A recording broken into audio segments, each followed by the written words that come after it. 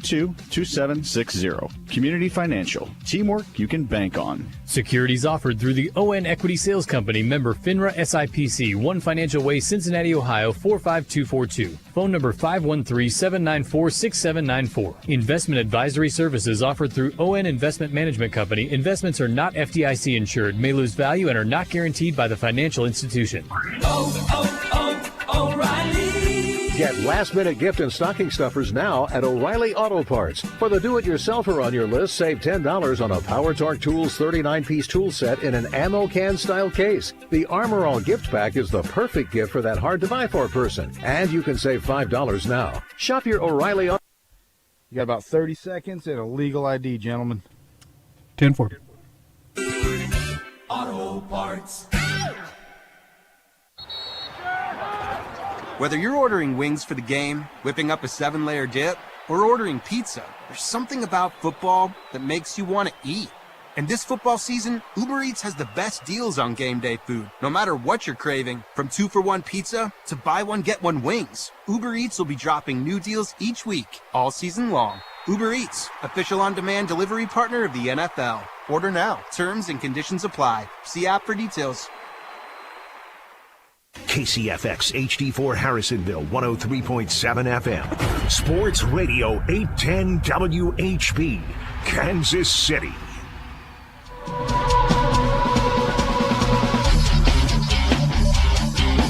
America's largest all-sports radio station presents the number one motorsports show for over 2 decades, Track Talk, brought to you by Rod End Supply and the Power Ride Midwest Lightning Sprints. Here are the racing boys, Scott Traylor and Kirk Elliott. Good morning, everyone. Welcome to Track Talk here on Sports Radio 810 WHB. It's all brought to you by Rod End Supply, featuring the Power Eye Midwest Lightning Sprints. We got a great show lined up for you today. We are going to have on Casey Schumann. He's going to talk about the new racetrack that's coming out there at I-70 Speedway. Kirk, what do you think about that? It's. I think it's a project that needs to happen. When they first built I-70 Speedway dirt track, refurbished the whole facility. It's one of the nicest facilities in the country. I think you would agree with that. But they built the new dirt track too big. It's just too big. Evidence of that is there was a Lucas Oil late model show there a couple of years ago on a hot summer night. Brandon Shepard, who was still driving for Rocket at that time, he's back driving for Rocket in 2025, blew an engine while leading the race because it got too hot. His engine got too hot. You just hang the throttle around that racetrack. The straightaways are banked about as much as the turns at the new I-70 dirt track. And so I think that was a big wake-up call right there that, hey, I think this track's too big, and it started affecting car counts. It started to build a reputation that, that maybe this is not too good for our equipment to take our car to I-70 Speedway. Now, some events, like the High Limit Series last year, Scott, had good car counts, the bigger events, but some of the other traveling series events didn't draw good car counts. So Casey Schumann, who was brought in to run the racetrack, had a big decision to make along with the owners of I-70 Speedway. Where do we go from here? We can't keep it the way it is and expect this facility to grow. So I think reducing the size of the racetrack is the right call to make. It's a big project. It's going to take some money to do it, but I think it's the right way to go. How much money do you think it's going to take to change the racetrack, Kirk? I don't know. I didn't ask. When we had Casey Schumann on Monday, I didn't ask that question. Right. I don't know. It's a significant amount because they're going to do it the right way. They're just not going to build a smaller track on the inside of the bigger half mile. They're going to reconfigure the whole facility, bring the walls in, and do everything necessary to make it right. So it's going to take a considerable amount of money. Kirk, Casey Schumann said that they're not going to run on the half mile. No, they're going to redo the whole racetrack, which means they're going to bring the walls in and redo it for the smaller 1/3 mile racetrack. And that they're going to do it the right way. And big question is how soon they can get to the project, Hey. and how long is it going to take to Kurt. redo it? What would you say would be the ideal size for the racetrack?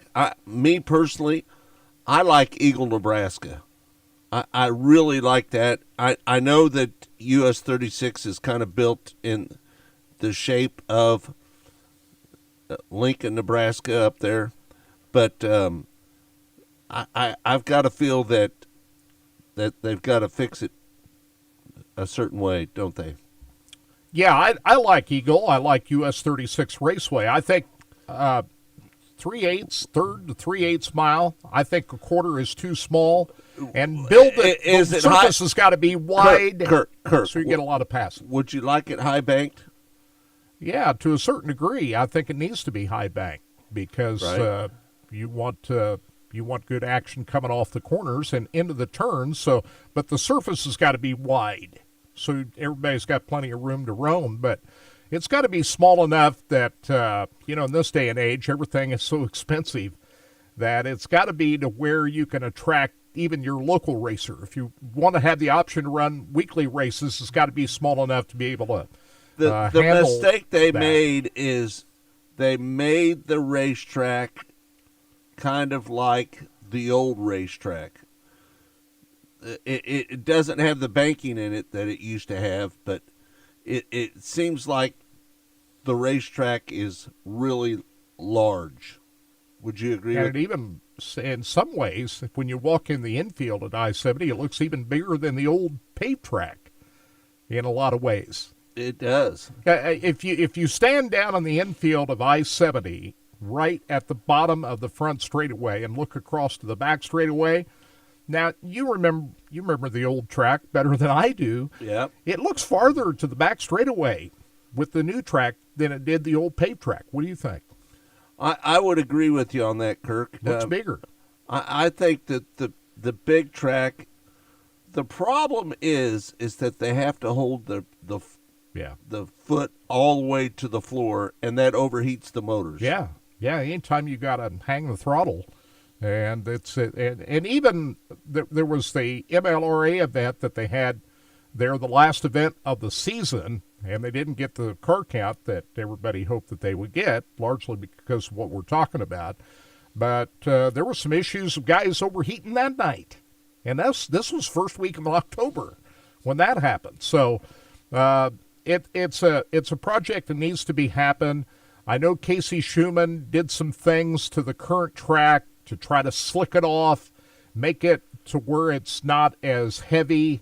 Some other things, but I think at the end of the day, it just wasn't going to work. Casey Schumann has done it better at that racetrack than anybody else. Would you agree with that? He has. He knows what he's doing. He's a racer himself.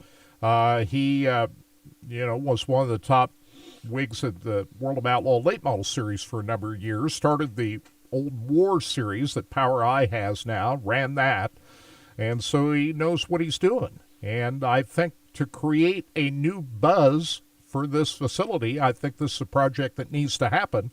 Now the only question is, how soon can we see the newly configured I-70 track? He mentioned that there were some things that they had got to work through from a business standpoint before they even start the project. And if they start it this winter, what kind of weather are they going to have to work on this thing? So I think that's the big question. How soon are we going to see the new racetrack? We don't know.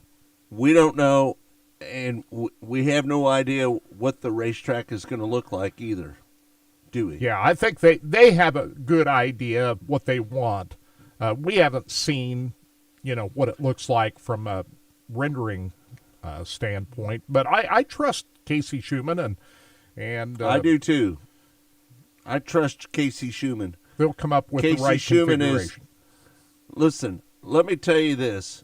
Casey Schumann is the best person they could have got to run that racetrack. Do you agree with that, Kurt? Yeah, and I hope he's committed to the long term. There was been a couple of questions out there with the drag strip, all of what's going on out there and the growth of that and separate owners of the drag strip than what the Scott Higgs is the owner of the drag strip, and how that marries up with the current owners of I-70 Speedway and how that looks moving forward. I think people have some questions about that, because I know that, there's wanting to be big growth with the drag strip and hopefully maybe an eventual national event for the NHRA coming in, how that all works together for the long term. I have a couple of questions about that. Just what's that going to look like 10 years down the road? Hey, Kirk, we've got a problem with Facebook this morning, don't we? We do. For those of you that are watching us live on racingboys.com, we normally stream out on Facebook. There's a link up there. You can always watch the show live on racingboys.com. If you can't get us on our social pages, YouTube, we stream out on YouTube and Facebook. You can always watch us live on racingboys.com, and we're happy to be here for going on the 25th year. You've been here longer than that here on Sports Radio 810. It's more like 27 years for you. I've been here for 27 years, just so you know. Kirk, you've been before 810. Hey, you were here before. It was 1510 back in the day. So we're happy to be here and live on radio. And Kirk, I can't say enough how proud I am that me and you have been together for 25 years. That means we're just getting old. We're just getting old. We're just seeing a lot. Right. We're race fans. We love it. It flies by. We had some racing to watch last night indoors, Scott, at the Dome in St. Louis. Ricky Thornton Jr. picks up the win last night. What did you think of his performance last night? He led every lap. He was perfect. In a lot of ways, he had an easy night. Right. He qualified number 1 in Group A, which put him in a pretty good spot for the heat race on the pole of heat number 1, which he won, led all the way. And then he starts on the pole of the feature event, and guess what? He leads all the way. So It was a pretty easy night for RTJ.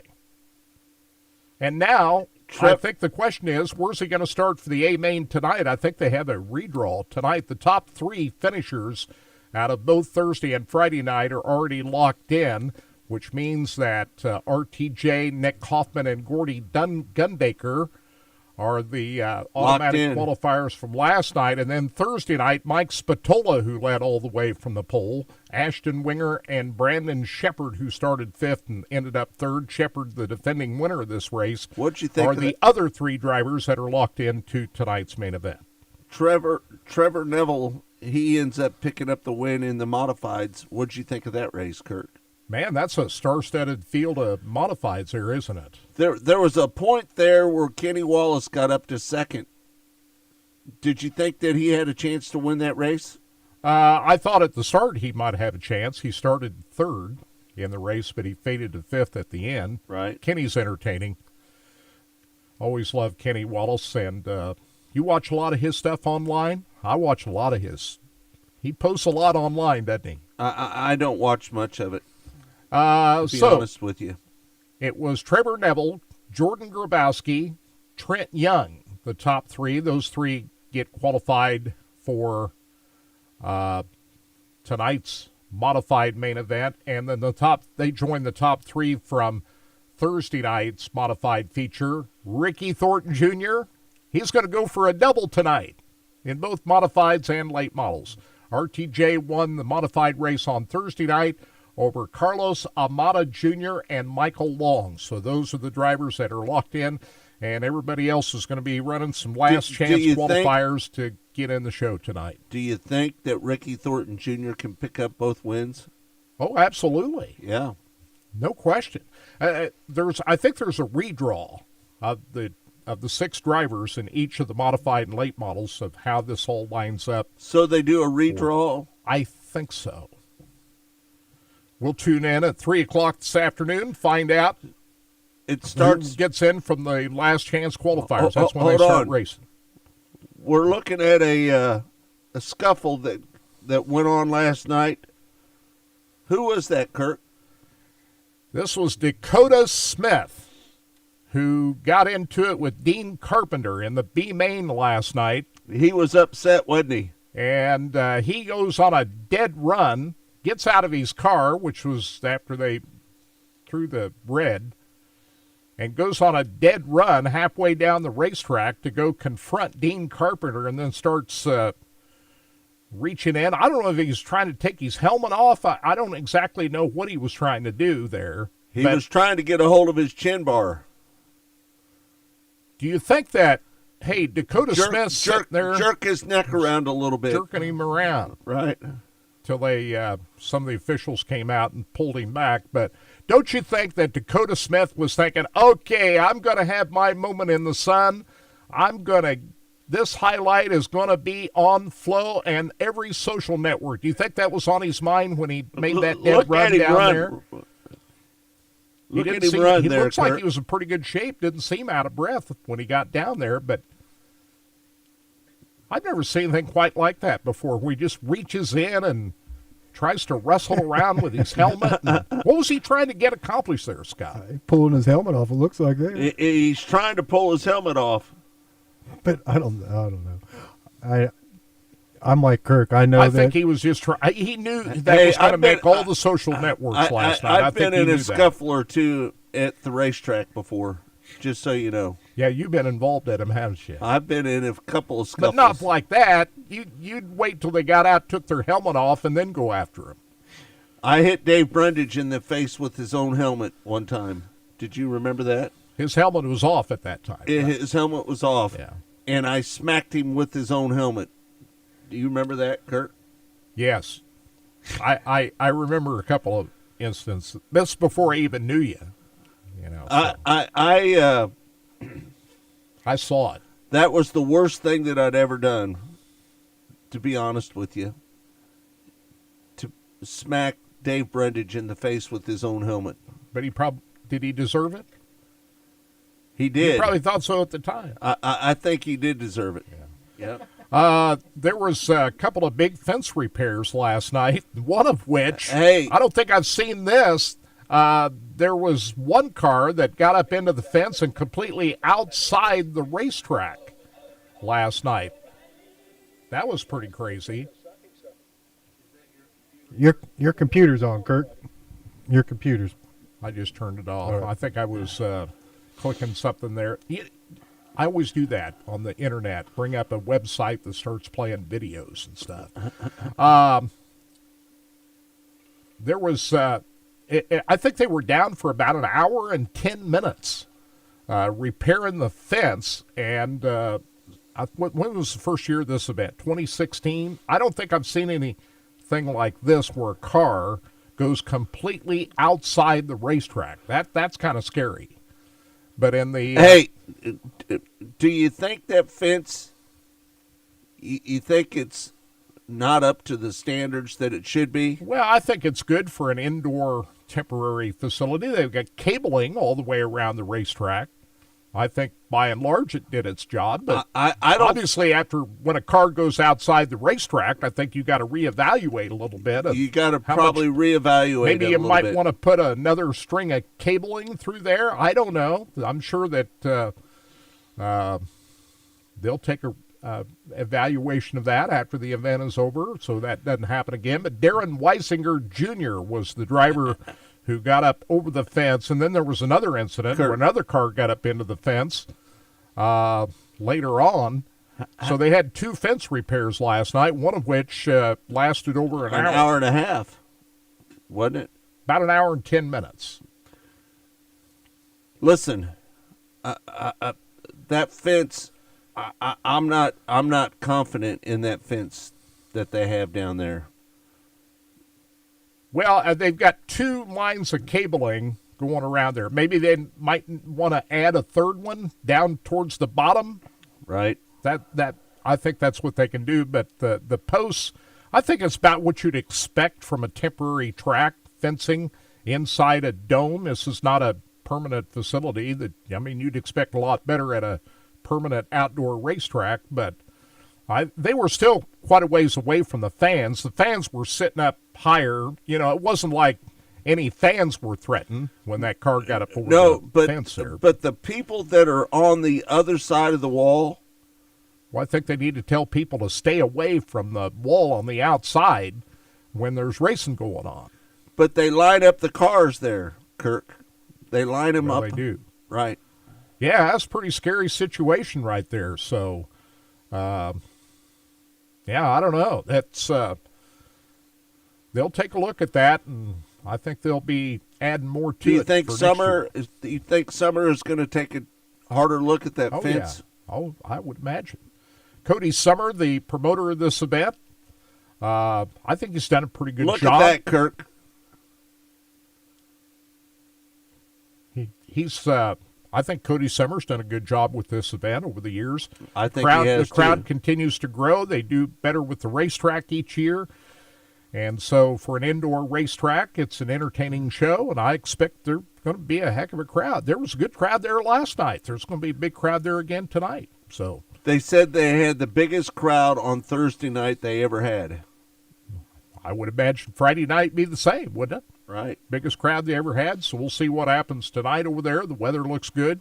I know Starts one year at they 3 had a big o'clock today. One year they had a big snowstorm in the Midwest that may have hurt their attendance. They didn't have it in 2020 when the pandemic occurred, but there was some question whether this event would even happen in 2024. Right. So I think the future looks good. The only question is what is the agreement with the dome and how long they can have access to that. I guess as long as the dome still standing. I know without an NFL team there, they said there it's was a not question whether that they would level the dome there a few years ago. But as long as it's there, I think this event should continue on. Kirk, they said that this event will never end. As long as the dome is still there. Right. So, and I don't see him getting another NFL team anytime soon in St. Louis. Do you? No. It doesn't look that way. So it's a very successful event, and the crowds get bigger every year. They do a better job with the racetrack every year, and it's hard to pass. It's going to be when you put big late models on a racetrack like that. Modifieds, you can't expect a whole lot of passing going on, but there's going to be a lot of bent-up sheet metal on these cars in there, Scott. You don't want to bring your best stuff to this event. You want to bring some older cars to this racetrack. Did you hear the guy last night that he said that this was a car that he used halfway through the season last night? Did you hear that? Yeah, he said he hadn't run it since the middle of July. Right. Parked the car and then brought it out for the dome. So, but aerodynamics don't matter, Scott. That's why I say you bring some older stuff, because you don't have to worry about spoilers and aero and all of that kind of thing to run fast. You just come out and beat and bang your way to the front. Right. Hey, how many times did you see the spoiler knocked off, the decking lids knocked off of those cars? Those spoilers really don't matter at this event. They don't really matter. You could not even put a spoiler on a car. I don't think it would matter, would it? I don't think it would matter either. All right, we're going to take a break. When we come back, we're going to have Casey Schumann on, and he's going to be on Track Talk. It's all brought to you by Rod End Supply, featuring the POWRi Midwest Lightning Sprints. Casey Schumann up next here on Sports Radio 810 WHB. Track Talk. Rod End Supply is involved with a variety of motorsports as well as industrial applications, with many 4.5 minutes, gentlemen.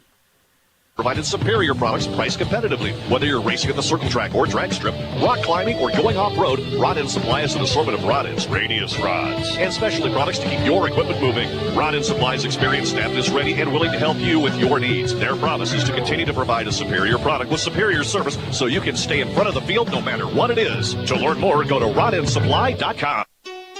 Hi there, Gary Joslin with Joslin's Jewelry. Last March, we celebrated our 200,000th customer through the front door. And since last March, we've helped over 9,000 people with their jewelry repairs. Boy, is that a lot of satisfied customers. Come see us at Joslin's Jewelry, 9529 Antioch. Joslin's Jewelry, the jeweler you'll recommend to your friends and family. Joslin's Jewelry, for the best that's yet to come. Jeff Montgomery here. If you are a man dealing with symptoms like frequent urination, multiple trips to the bathroom at night, or a weak urine stream, do what I did and call Miva Medical and discuss new, cutting-edge, non-surgical procedure to eliminate these symptoms, which is covered by insurance. As Kansas City's leaders in minimally invasive, non-surgical treatments, I trusted them to help me. Dr. Brown and Dr. Williams are professional, knowledgeable, and put me at ease. If you are experiencing these symptoms, go to miva-medical.com. That's MIVA-medical.com. Paid for client portrayal and endorsement. Choice of a lawyer is an important decision and should not be based solely upon advertisements. Past results afford no guarantee of future results, and every case is different and must be judged on its own merits. I got hurt in a car wreck. Give me one good reason why I should call DM Law. How about 3 great reasons you should call us? 1, it's easy. You can hire us today on your phone, or we can come to you. 2, it's fast. We can start helping you today. 3, the results. DM Law got me $331,000. Mike's got this. I've got this. 816-888-7500. Mike's got this. Pain doesn't have to be your new normal. TrueMove KC is here to help you move better, feel stronger, and live pain-free. Whether it's knee pain, back pain, or just feeling stiff and limited, our therapists provide personalized care to address your specific needs. Take control of your muscle and joint health today. Visit TrueMoveKC.com. That's TrueMoveKC.com. Or text PAIN to 913-391-6045. Get back to doing what you love without the pain. 2 minutes. From Friday, December 6th through Sunday, December 12th, From the Earth is serving up sparkling deals you won't want to miss. Get 20% off all illicit gemstones, pure brilliance, and tasty treats at a great price. Plus, stock up on flour with your choice of 2 7-gram jars of illicit popcorn flour for just $100. These deals are only around for a few days, so don't wait. Visit From the Earth or check out FTEMO.com to snag these savings while they last. Hello, I am fabulous. Oh, you mean like Kansas Lottery's Fabulous Fortune Instant Ticket Fabulous? I mean like I speak 5 languages and come from old money fabulous. Oh, well, Fabulous Fortune can lay some new money on you. 4 chances at $500,000 to be exact. Talk more. Fabulous Fortune also gives you a second chance at $500,000 with the Play On app. I think I've been out fabulous. Really? No. Okay, play Fabulous Fortune. CKSLottery.com for details. Icon is seeking healthy non-smoking men and women ages 18 to 55 to participate in a clinical research study at our facility in Lenexa, Kansas. Women must be of non-childbearing potential. Volunteers must be available for one stay of 21 nights. Qualified participants may receive compensation up to $11,000 for study-related time. Call Icon today at 913-210-5900. That's 913-210-5900. 30 seconds. There's only one station big enough to bring you college football's championship week. Sports Radio 810 WHB or ESPN Kansas City. On WHB, we'll bring you the Big 12 Championship with Iowa State and Arizona State, the SEC Championship with Georgia and Texas, and Big 10 Championship with Oregon and Penn State. And ESPN KC has the ACC Championship game with SMU and Clemson. Championship Week, presented by Family Leisure.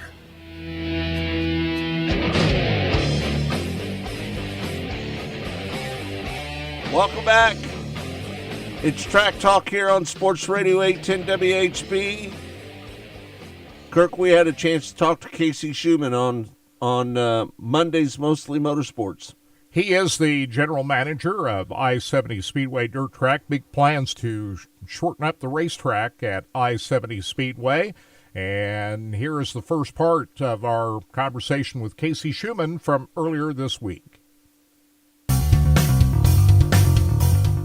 Let's start off by talking about the new racetrack that's going to be coming in. What size is it going to be? I mean, the plans and drawings and everything we have is probably just under a third mile, maybe, a big quarter mile, small third mile. So, I mean, it'd be a significant change. Are you going to reconfigure the entire racetrack, or is this just going to be on the inside of the bigger track? What are the plans for that? I mean, what we've talked about and the plans had been to reconfigure the whole thing. So, right now that's the plan, is to basically reconfigure it into one. We won't have two different ones. Hey, listen, Casey, I know the High Limit Series was out there last year a few times. Let's talk about why the High Limit Series isn't coming back to I-70 Speedway. Well, a month ago we had a 2-race. We had a 2-day weekend with them, and it just ran into some scheduling conflicts, a little bit of roadblocks on our end as far as what we were doing with the track and the timeline of everything. So, I mean, there's no, it wasn't they didn't want to come back, and it wasn't that we don't want them to come back. And there's still a chance to have them next year. We're just we really needed to kind of figure out where we are at on some things and get some stuff sorted out on our end. And then, once you get that figured out, then you got to figure out where it fits and doesn't conflict with whatever they're doing, whatever our drag strip there, our neighbors are doing. So there's a lot of stuff that goes into it, but I wouldn't say it's a done deal yet that they won't be back. Hey, what's the timeline for the construction of the new racetrack? When are you going to get started reconstructing the track, and how long do you think it'll take to get the project finished? Well, the plan was to start about a month ago. As soon as we got done racing, the plan was to get going right away. And just unfortunately, there's been some behind the scenes roadblocks that kind of stopped that at the moment. And then, Steve Bailey and his, excavation company has got super busy with a couple projects after that. And so we're going to try and get revisited and get going on that here, hopefully this winter. But, when talking to Steve and everything, it sounds like it could be a couple months, to get done. So we just got to get a few things, some of our T's crossed and I's dotted, and get a few things, a few roadblocks out of the way first, and then we'll get rolling on it. And I mean, there's a chance it could be done for the beginning of the season. I'm hoping for that, but if not, then hopefully sometime in the middle of the season we'll get it going.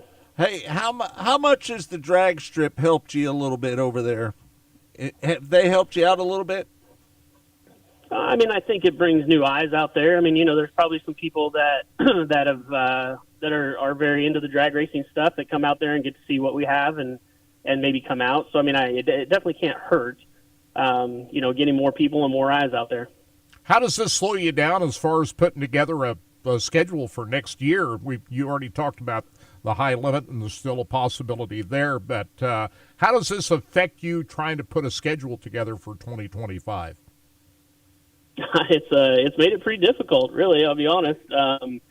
There's obviously, it seems like every year all these series and everything start doing schedules earlier and earlier, and by the time you're into August and early September, people are already wanting to get dates done, and so I mean, it's been tough. I mean, it's been very, very difficult. We definitely ran into that roadblock with the high limit deal, and it's not just them. So it's been difficult trying to stay patient and stay the course and do what we have to do that's best for us, and then also trying to get those guys scheduled. So, we've got some stuff on the schedule next year that is probably a little different that we haven't seen out there in the last couple of years. So that's cool and that's exciting. And then, some of the stuff that we did have last year, we're going to try and build on it and hopefully have some bigger races. We've got a couple new events that we're going to try that I think are going to be pretty exciting for the area. And, we're just trying to stay patient and do everything that I can do and make it best for what we need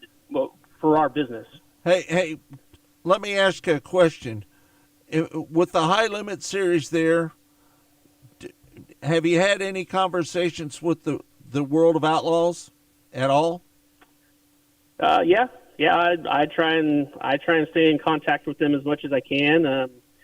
They've got a lot of races on their schedule, and a lot of them are the same weekends annually, and they just kind of have their schedule set out. But I talk to them all the time. I try and stay in contact with them. I let them know we're interested, and just haven't been able to get something figured out with them yet. Is the problem with the High Limit Series running there? Does that kind of block you a little bit as far as World of Outlaws? I would say it definitely did in 2024. Yes, it was pretty much given an ultimatum. Honestly, So it did in the past. I was hoping it wouldn't, but it did, and that might still be the problem right now. But I've definitely reached out. I've definitely tried to get, World of Outlaw Sprint Car races, World of Outlaw late model races, any of those two. I obviously have a relationship there and worked for them for a long time, and really been hoping that we could get that back going again at I-70. And unfortunately, from their end, they just haven't shown much interest. Do you have much interest in the World of Outlaw late models running there as well? Be the same, wouldn't yeah, absolutely.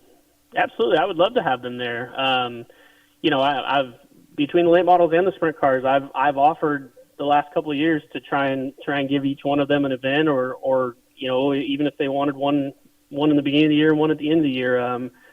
Definitely reached out. Definitely have tried to see if either of those is an option for I-70, and like I said, it just hasn't worked out yet. They just haven't jumped on it yet. You said there's some new things that you're looking at out there. Can you tell us a little bit about what that might be? Any POWRi stuff? Any POWRi stuff coming there? Yeah, we'll still do. I mean, we're gonna. One thing for sure, I know we'll start with the Open Wheel Classic, where we do the non-wing stuff and the 305s, and kind of open the season with that stuff. We'll definitely have a couple of the POWRi 410 shows again. I know that they have some pretty cool, new, exciting stuff going on with them, and signing Honest Abe Roofing, and a lot of really cool incentives for teams to come follow that season, that whole year. So we're going to have a couple of those. So that'll be pretty exciting. I think that series is really going to get going pretty good this year. So that's cool. And then there's a couple others that I'm waiting on the okay from the series to put out there. So there's going to be definitely some new stuff that we haven't had in the last couple of years, so it'll be exciting, something for those guys to look forward to. Getting back to the configuration of the new racetrack, is this something that you've got your fingerprints on, or who you consulting with about how this track is going to lay out? Well, I mean, it's a lot me, yes. Talking with Steve, Bailey, the owner. I've talked to some racers, kind of what their thoughts are, but I feel like they're all pretty close to in line with what I've been wanting to see out there. So a lot of it is stuff that I've been trying to put in place, looking at other places that I think race really well, and getting aerial maps of those and just measuring stuff out and kind of seeing what fits and what we need and what works best. I mean, there's obviously a lot of really good racetracks around this country, and a lot of them just seem to race really well all the time. And obviously that's what we're shooting for, is for something to race well and be exciting for the fans every night. When you talk in terms of the facility, you can't find a nicer facility anywhere in the country, from the grandstands on back. That part of it, you've got, I guess, is just creating a positive buzz. You get the racetrack right, this is going to create a lot of positive momentum for the racetrack, whereas the bigger racetrack, it just, that was kind of a buzzkill, wasn't it? Yeah, for sure. I mean, when these guys built this place, when they revived it and redid it, and I mean, they've done an amazing job. And like you said, the facility is second to none. I mean, I've got to see a lot of the racetracks around this country, and I feel like that our facility, rivals any of those others. So, but yeah, I mean, I feel like the racetrack itself just kind of got a bad stigma around it. I mean, I do think that we've had better races in the last couple of years than maybe previous years. I think with track prep and doing some of that type of stuff, and I think it's been better, but it's still just not what some of these smaller racetracks put on as far as excitement. So, it does. It's kind of had a little bit of a bad stigma with it, and I do think that trying to recreate something and change it up a little bit will kind of be a rebranding and kind of get some excitement going again. You had good numbers for the high limit events, some of the bigger sprint car events you had there, but car count was the biggest issue, was it not, with the other series? Yeah, it was. I mean, our car counts for the high limit stuff was good.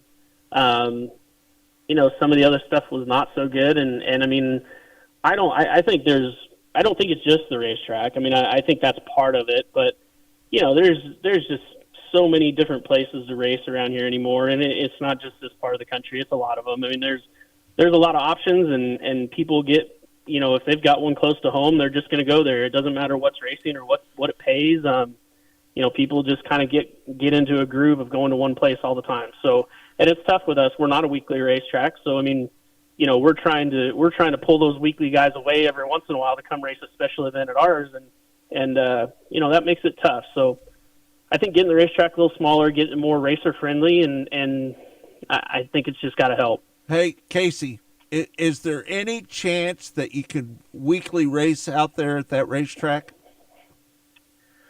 I mean, I've said from day one, I don't ever think that happens, especially the way the track is right now. You know, if and when we get it shrunk down and get it smaller and you know, like I just said, more racer friendly, then I guess possibly it could happen. But I just don't see how you would ever. I don't see how you could ever really have weekly racing on a big racetrack like that. The commitment for the ownership of the racetrack and how it works with the, we touched on this a little bit earlier, the owners of the Flying H drag strip. What are the long-term plans for the dirt track in association with the drag strip? That, you know, I've had a lot of people ask me, well, what is the future now that the drag strip seems to be expanding? We don't know exactly when a national event of that would come about, but you got two different owners there. Just what is the long-term commitment of the owners of the dirt track along with the owners of the drag strip have moving how forward? Does that interact? Right. It's been good. I mean, you know, there's definitely a few hurdles every once in a while, and I mean, obviously scheduling is one thing that we've really, you know, I think we did an okay job last year, and you know, tried to work together as much as we could. I mean, we really can't run on the same days. I mean, you know, the way things are set up, it just doesn't work. So, right. We've had a lot more communication on scheduling stuff this year. From what it sounds like, is they're going to kind of back up a little bit and maybe run twice a month rather than almost every weekend.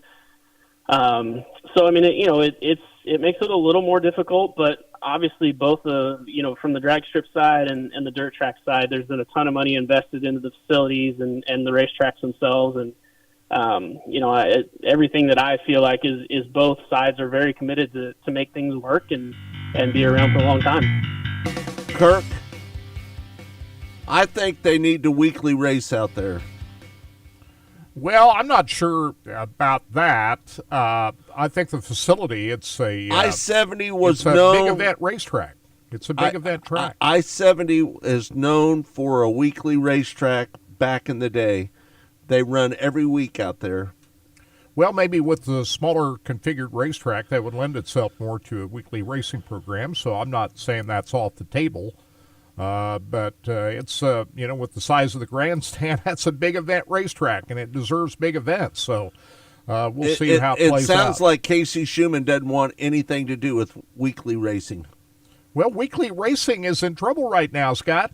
In case you haven't noticed, there's a lot of weekly racing operations that they're not operating right now.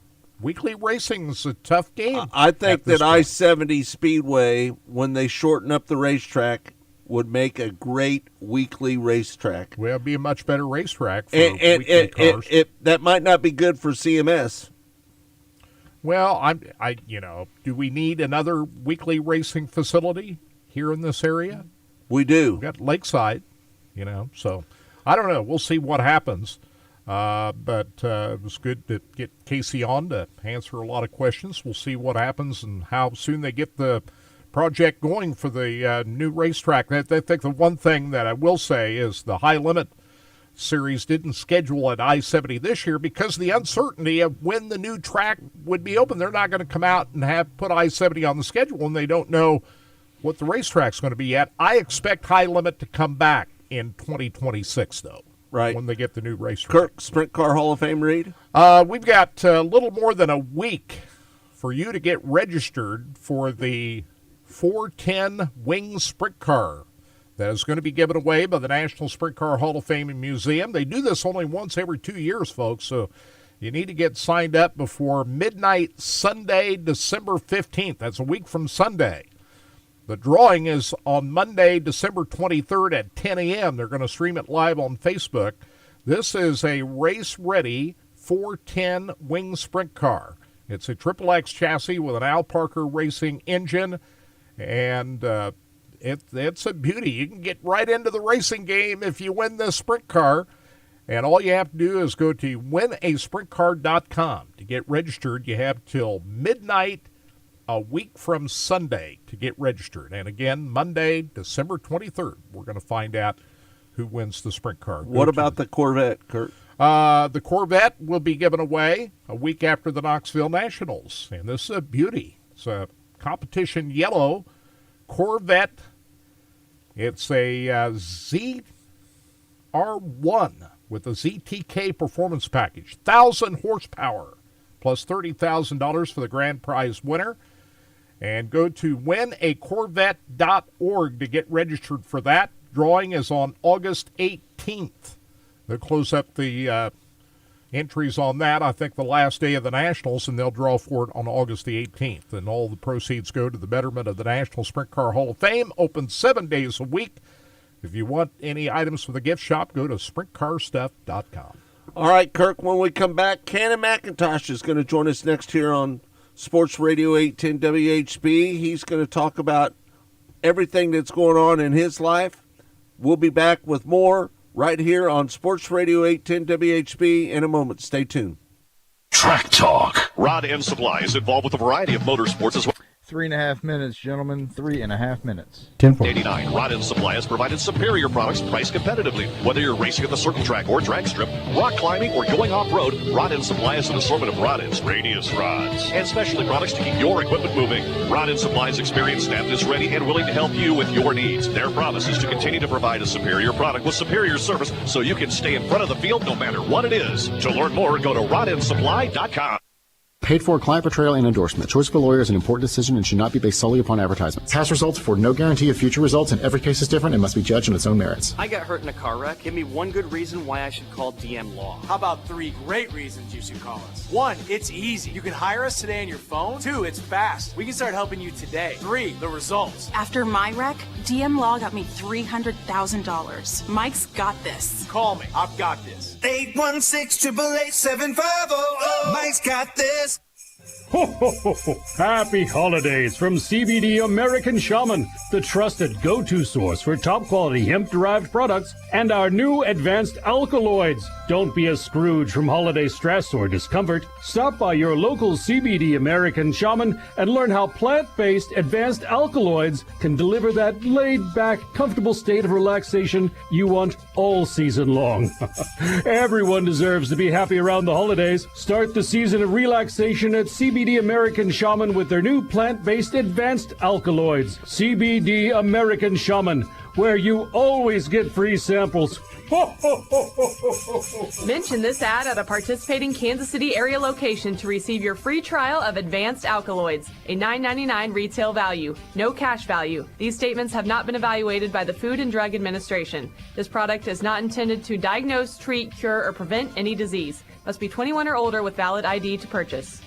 Big news, Kansas City. Joslin's Jewelry has just been named Best of Kansas City by Ingram's Magazine and awarded the prestigious gold medal. For over 47 years, Joslin's has been your go-to for exquisite jewelry and exceptional service. All of us here at WHB are proud to be partners with Joslin's and would like to recognize this great achievement. All right, your out is going to be at 5626.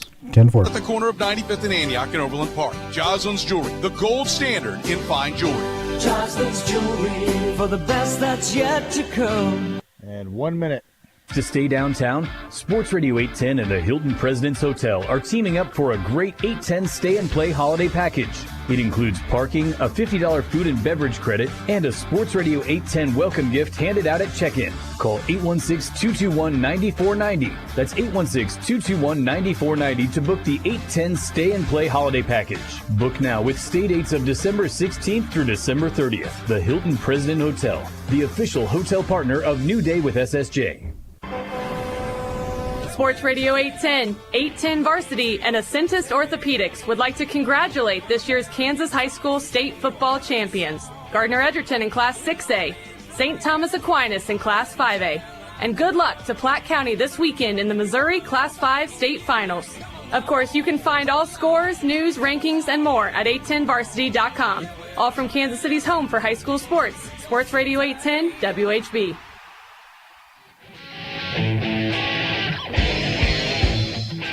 Welcome back. It's Track Talk here on Sports Radio 810 WHB. And we have an interview that we did with Cannon McIntosh.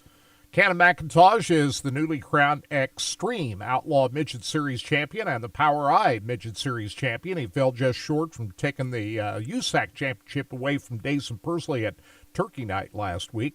But Cannon McIntosh joined us on Mostly Motorsports on Monday, and here's part one of that conversation.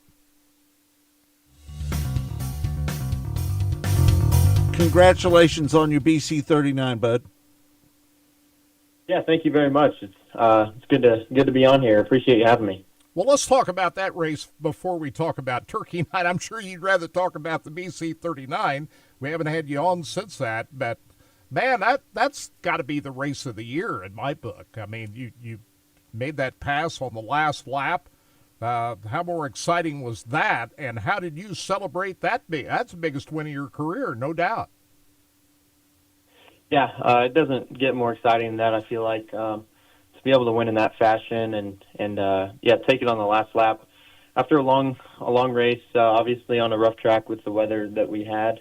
To just be able to hang in there patient and just be there when the mistake happened and to be able to capitalize and just make the right move on the last lap was really cool. To be able to win that race in honor of Brian Clausen and that whole event that his family puts on and Doug Bowles at Indianapolis Motor Speedway to put on such a great event and allow guys like us to be able to compete there.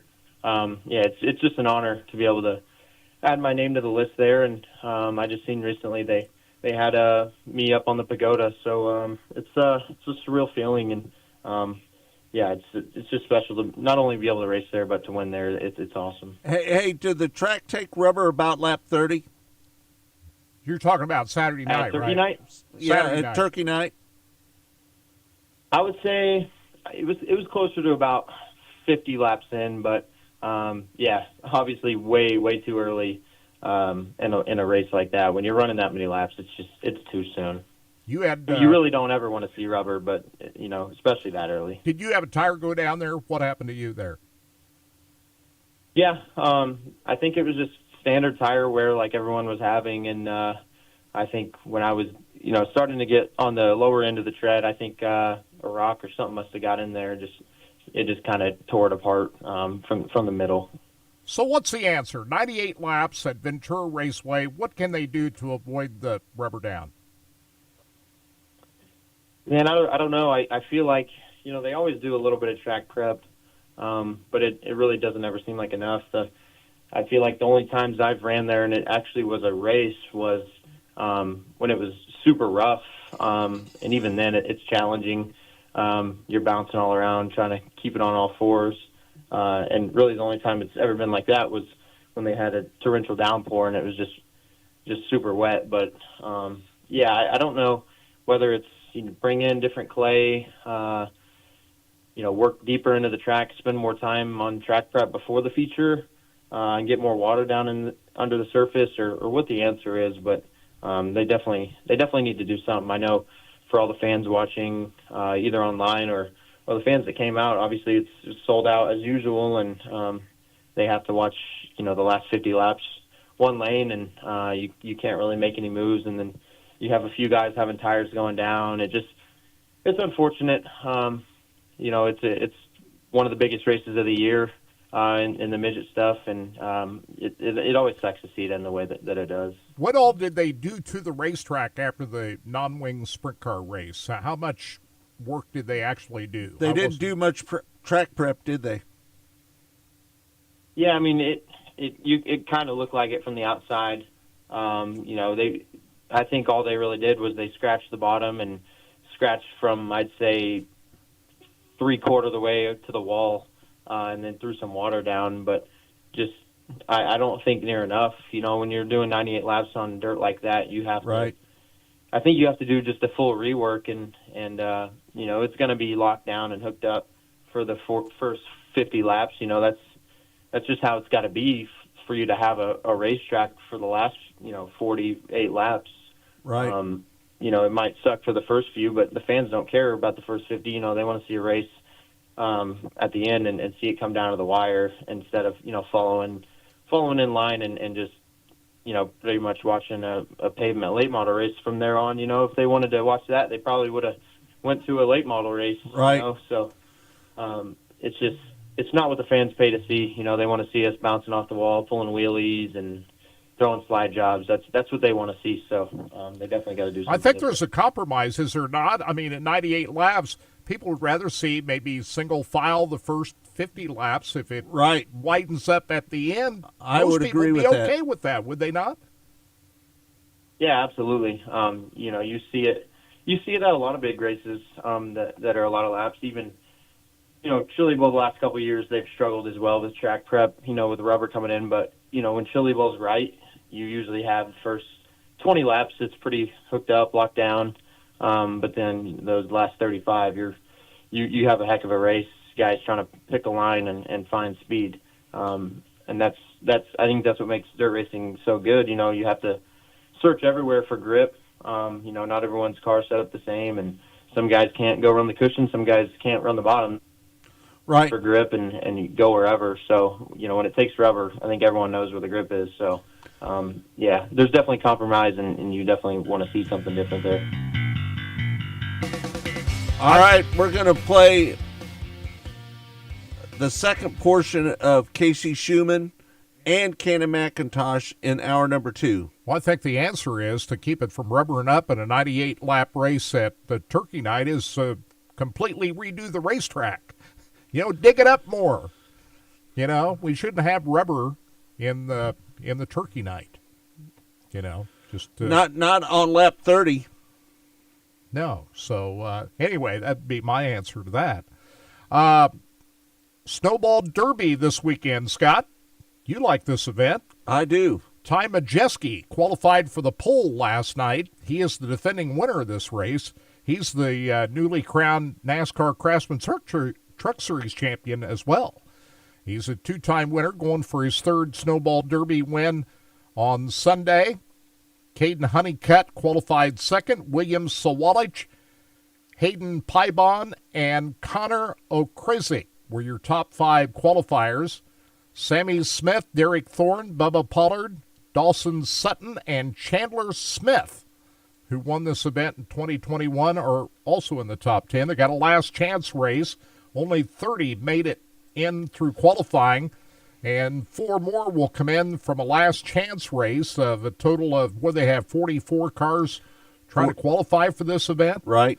So 300 laps. I'm happy that it's on Flow Racing tomorrow. If you remember a year ago, I had some other events going on, and I went on the day it was live, and I went back trying to watch the replay, and I think it was Racing America. Didn't have the replay up there yet. We're not going to have that problem with Flow tomorrow. Your team's playing who today?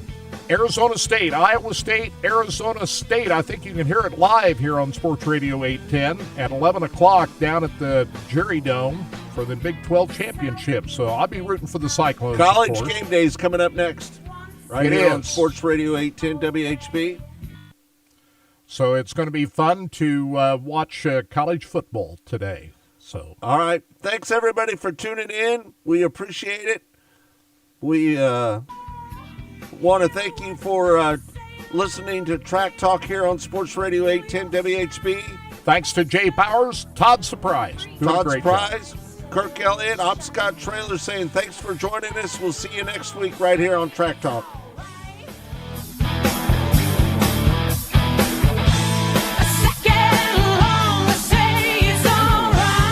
Rod End Supply is involved with a variety of motorsports as well as industrial applications with many different types of products. Since 1989, Rod End Supply has provided superior products priced competitively. Thanks, my man. Whether you're racing at the circle track or drag strip, rock climbing, or going off-road, Rod End. Always a pleasure. I'll see you next week. All right, be careful. Have a good week. You too. Supplies experienced staff is ready and willing to help you with your needs. Their promise is to continue to provide a superior product with superior service so you can stay in front of the field no matter what it is. To learn more, go to rodandsupply.com. Jeff Montgomery here. If you're a man dealing with symptoms,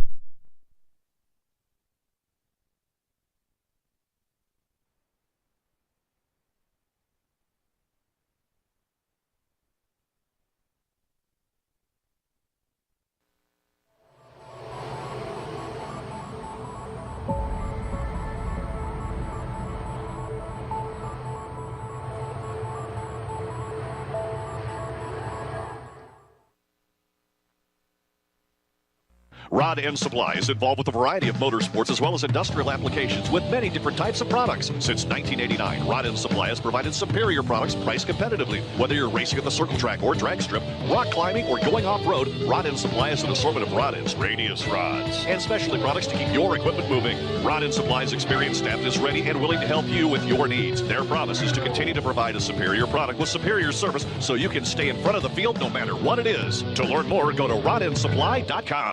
Here at Specialty Sportswear in-house, we do all of the screen printing, all the embroidery.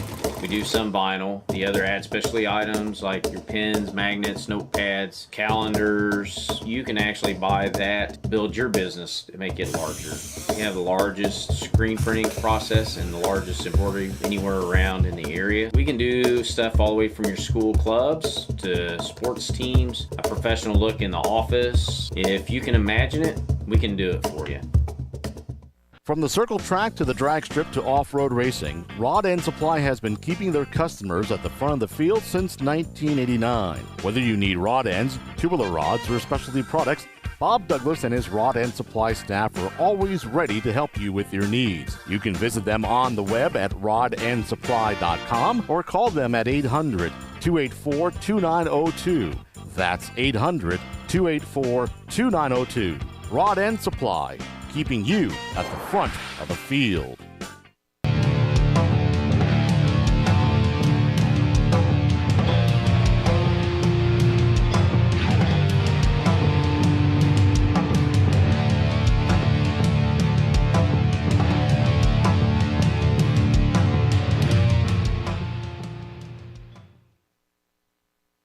When Steve died, the outpouring of love was amazing. These dollars had come together to support us, and we realized, no, we didn't want to use them for us. We wanted to use them to help others. The foundation has done so much for so many people. It helps any family that has somebody, whether it be a crew member or one of the drivers, that get hurt. We can help them to get through the situation. I was injured in a non-wing sprint car accident that broke my neck and left me with a spinal cord injury. I was in the hospital 8 months, and that got really, really expensive, so having that extra help to help push me and my family forward was a big deal.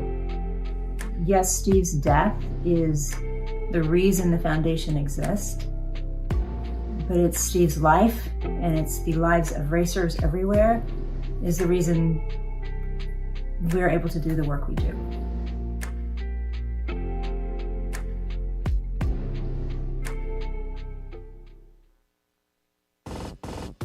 RacinBoys.com wants you. If you own a business or have a product you'd like advertised, you can become an advertising partner with RacinBoys.com. Get your company's logo and information put on the fastest growing motorsports website. There are multiple advertising packages available for all budgets. If you'd like to advertise on RacinBoys.com, please contact Scott Traylor or Kirk Elliott at RacinBoys@RacinBoys.com and become a part of the team today. Race fans, the National Sprint Car Hall of Fame and Museum is open 7 days a week, year-round, for you to come in and check out all of the wonderful race cars on display in the museum, and our online store at sprintcarstuff.com is open 24 hours a day for you to check out everything that we have in stock for sprint car fans. Whether it's for a birthday, anniversary, or Christmas, sprintcarstuff.com has it all. That's at the National Sprint Car Hall of Fame and Museum in Knoxville. Go harder, faster, stronger with Rod End Supply. Whether you are running industrial, farming equipment, or a race car, Rod End Supply has the assortment of rod ends, radius rods, and specialty products that will help you lead the field in performance. Our superior design means our rod ends last longer and perform better, giving you the edge on the track and saving you money. Contact Rod End Supply or order online today at rodendsupply.com. We don't just sell them, we race them. rodendsupply.com. Serving the racing community for over 30 years. Hey, this is Larry the Cable Guy, and you're listening to Racing Boys, and if you ain't listening to them, you get out of the country because you're a communist. I love the Racing Boys. Like Mater says, they make me happier than a tornado in a trailer park. You know the funny thing about that is the Larry voice and the Mater voice are exactly the same. Get her done!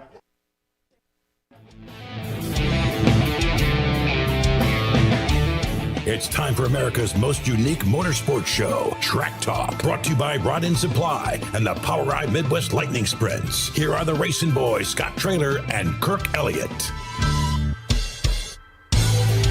Welcome back. Hour number 2 of Track Talk here on RBN, the Racing Boys Broadcasting Network. Kirk, we've talked a little bit about I-70 Speedway this morning. What do you think about the changes that they're going to make out there? You think it's going to be in a positive direction? Oh, absolutely. I mean, we talked about this in the first hour. It's a project that has to be made. It's a buzzkill. Let's be honest about that. The big track didn't create the kind of buzz for a brand new facility that everybody was hoping for.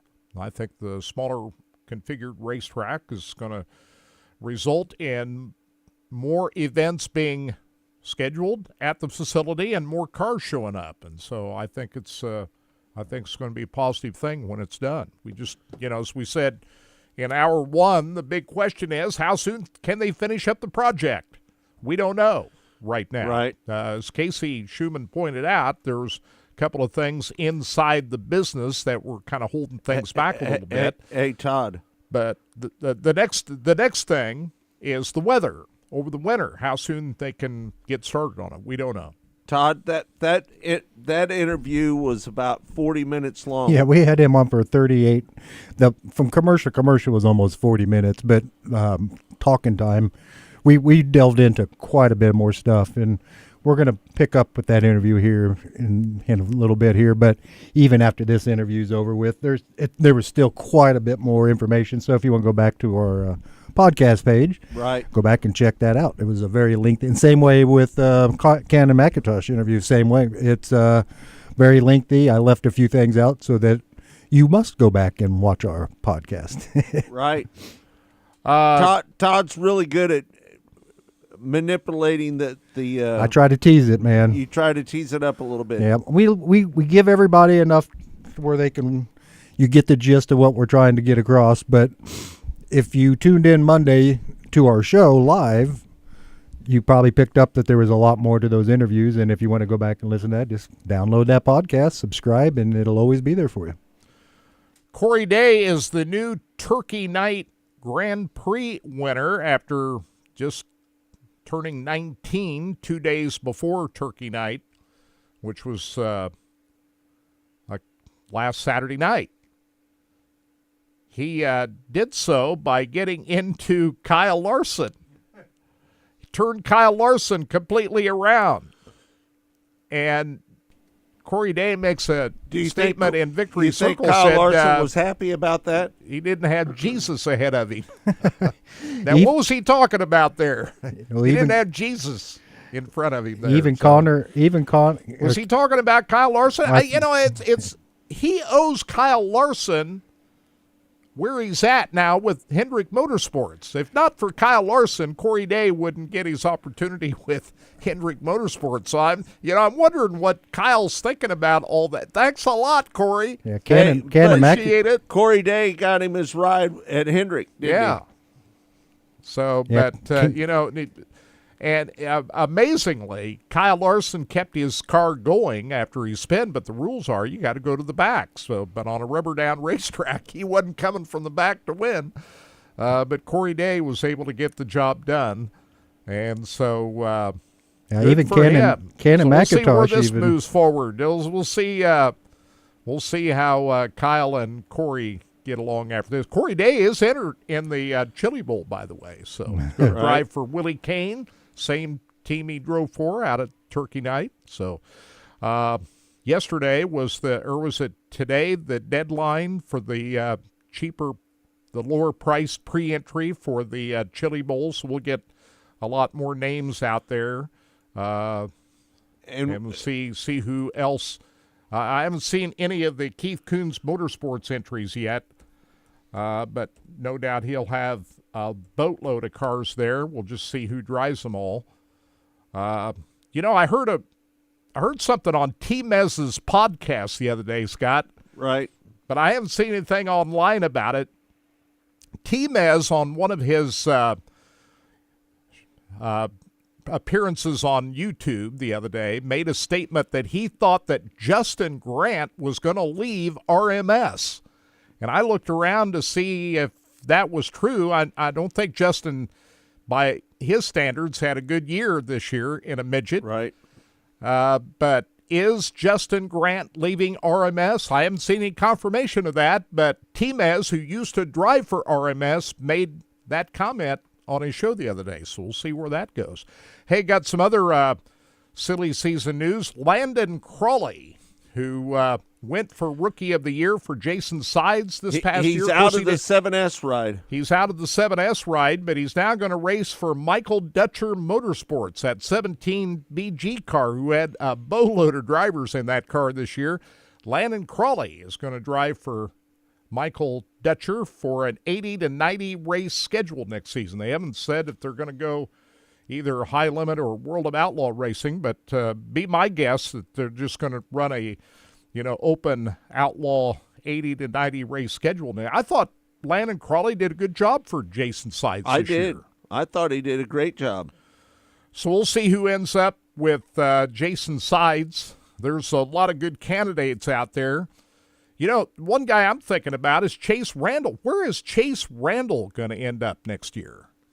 Because I think he's a good enough driver to land a good ride somewhere. But there are a number of other drivers, Zeb Wise and some others that are still looking for rides out there. So we'll see what happens. So I anticipate, with the PRI show coming up next week, there are going to be a lot of announcements being made, Scott. I would agree with that, Kurt. The schedules have already been released for both the High Limit and the World of Outlaws, and there'll probably be some other schedules, but I'm thinking that a lot of driver announcements are going to be made. They're going to go to Australia. The High Limit racing is going to be racing out in Australia later this month. Do you think that's a good idea? I don't know. We'll see. We'll see how it works out. Flow Racing is carrying the live stream from out there in Australia. We'll see who shows up at the event. See how many of the current High Limit guys are going to be out there. That's a big undertaking to go racing in Australia. It is. So we'll see how that works out. And the other question I have, Kyle Larson's going to be racing out there, along with Brad Sweet, of course, and some others. But is Kyle Larson going to try to run the Chili Bowl this year? Don't know that for sure. Christopher Bell, there's question, Joe Gibbs Racing has given their drivers the green light to go racing. Ty Gibbs will be there. I anticipate Ty Gibbs going to be running a Chad Boat car. But is the three-time winner Christopher Bell going to be at the Chili Bowl this year? He's got the green light to be there. I hope he We'll is. see. I hope he's going to come back and run the Chili Bowl again. What do you think, Kirk? Do you think he's going to run it? I'm going to say yes. I'm going to say he will probably be there. Rico Abreu, what are his plans? He wasn't there last year. He raced out in Australia a year ago. I think he's got some plans to do the same. He's going to be at the High Limit race as well in Australia. So he's another one that wasn't there. So some of these guys that weren't there last year, some of the big names starting to come back, Scott, to the Chili Bowl. So that's a good thing. That's a good thing. So the Tulsa Shootout will precede that The dates on that are December 31st through January 4th. Chili Bowl open practice Sunday, January 12th, and the Chili Bowl January 13th through the 18th. I'm not sure I'm going to go down to the shootout, but I think I'm going to go down for the Chili Bowl. I might go down, not for the start of the shootout, but I might head down there. Since it's on a Saturday, the 4th after New Year's, I'm thinking about heading down for maybe the last 2 days of the shootout or the last day of the shootout, and then go back down for the Chili Bowl. So that's my plan. All right. Zach Chappell will continue as the Tulsa Expo Raceway competition director. Zach does a great job at doing that. Yeah, he's a good guy. Of course, Matt Ward did that for a lot of years, but Matt's in charge of the whole operation now, so he doesn't have time to do everything. So he's got Zach Chappell, who has been doing a good job the last couple of years. He'll come back and do the same job again. So I like the former racers as competition director. You know, they've been on the other side of it. Zach Chappell, you know, championship racer himself. I think he's doing a good job in that role. I'm looking at the thing. Did you say Kyle Larson is already entered into the Chili Bowl? I'm looking at that on here right now. There you go. That's the most recent. Right there. You just pulled up the today's. Recent entry list. This is the entry list for today, and he's because the deadline was yesterday. Yeah. So let's go down and see if we can find Christopher Bell. Maybe see if he. I'm pulling through all these here and not seeing. I should have had that brought up a little bit earlier. Yeah, I'm not seeing. He would if he's there. I would imagine he would drive a Keith Coons car. Yep, I see. That would be my guess. Clinton Boyles is entered in, and Joe Boyles is entered as well. So we're like you said, we're kind of. JD Black is. Yeah, we're looking at the Ricky. Are you sure you're looking at the current entry list there? This is today's. I'm 1225 entries right there. 2025 entries, 197 of them on 12/4/2000. So this is as of 3 days ago. So okay, here it is. Yeah, I see. I was clicking the wrong button. Yep. So yeah, we're looking down through Sammy Swindell. He's a 5-time winner at, 69 years old. Sammy Swindell back in the field. Zach Dahm. I mean, you know, all the regulars. Ricky Thornton Jr. all the regulars. Yeah, Ricky Thornton. The heavy hitters are going to be there. Looks like it. Riley Kreisel, Ricky Thornton Jr., Mitchell Moores. Justin Peck is entered. Brady driving a 5P car for Phil Rossi. Brady Bacon driving the Kelly Hennick Triple X. Tyler Courtney. I mean, everybody's there. Jason McDougall, who had been retired, is entered in the field. Jake Buback, Hank Davis. I mean, there's Zach Dahm. T-Mez is entered. Logan Seavey. Going down through some of the names here. Corey Day.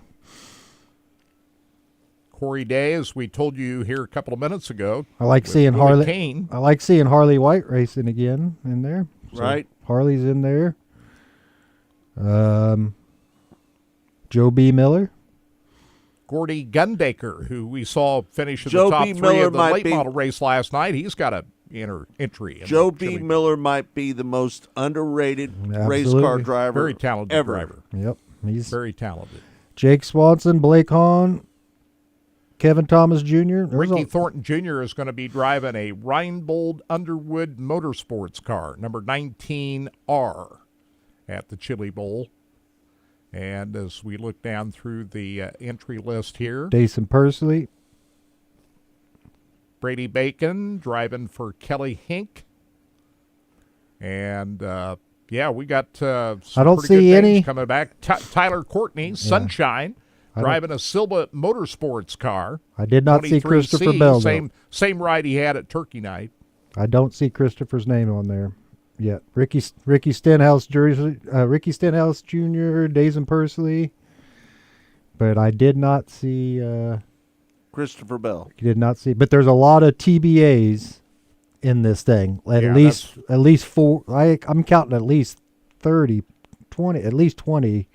Kevin Thomas Jr. is racing as well. So Logan Seavey will be back driving for Kevin and Jordan Swindell, going for their 3rd straight Chili Bowl. Back with Kevin Swindell. Right.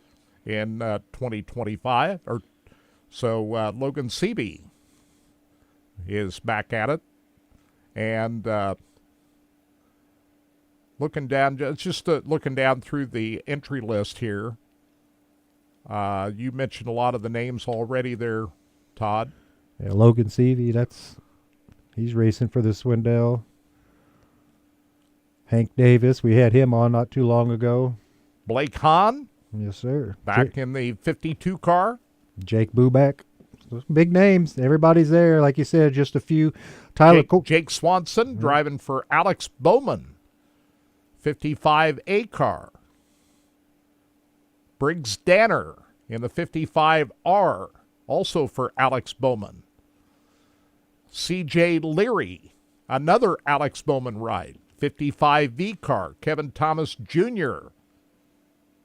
for Alex Bowman Racing. So Alex got a few race cars down there this year, doesn't he? Yeah. Kevin Thomas Jr., C.J. Leary, Briggs Danner, and Jake Swanson all driving Alex Bowman race cars this year. So, it's a star-studded field, a lot of TBAs, as you mentioned. Drivers that have yet to make their final plans known, but that'll all get filled in here over the next couple of weeks, no doubt. All right, Kirk. We need to get into that Casey Schumann. Part 2, Casey Schumann, general manager at I-70 Speedway. First hour, he talked about the plans made for the racetrack. And here is part 2 with Casey Schumann from earlier this week on Mostly Motorsports. You still race a little bit, don't you, Casey? You still get out there and strap in once in a while? Every once in a while. I probably ran, 6 or 8 races this year. I'll probably do about the same next year. I mean, I still do it a little bit. Definitely just go try and have a little bit of fun and maybe do some stuff I didn't get to do a lot of when I was racing full time. So, going to run a little bit of wing stuff. I never got to do a ton of that. So that was kind of fun to go mess around with this year. And, when I get a chance, I'll go play around a little. I was thinking of your dad over the weekend. He's the all-time winner of the Turkey Night Grand Prix over the weekend. Did you watch Turkey Night over the weekend?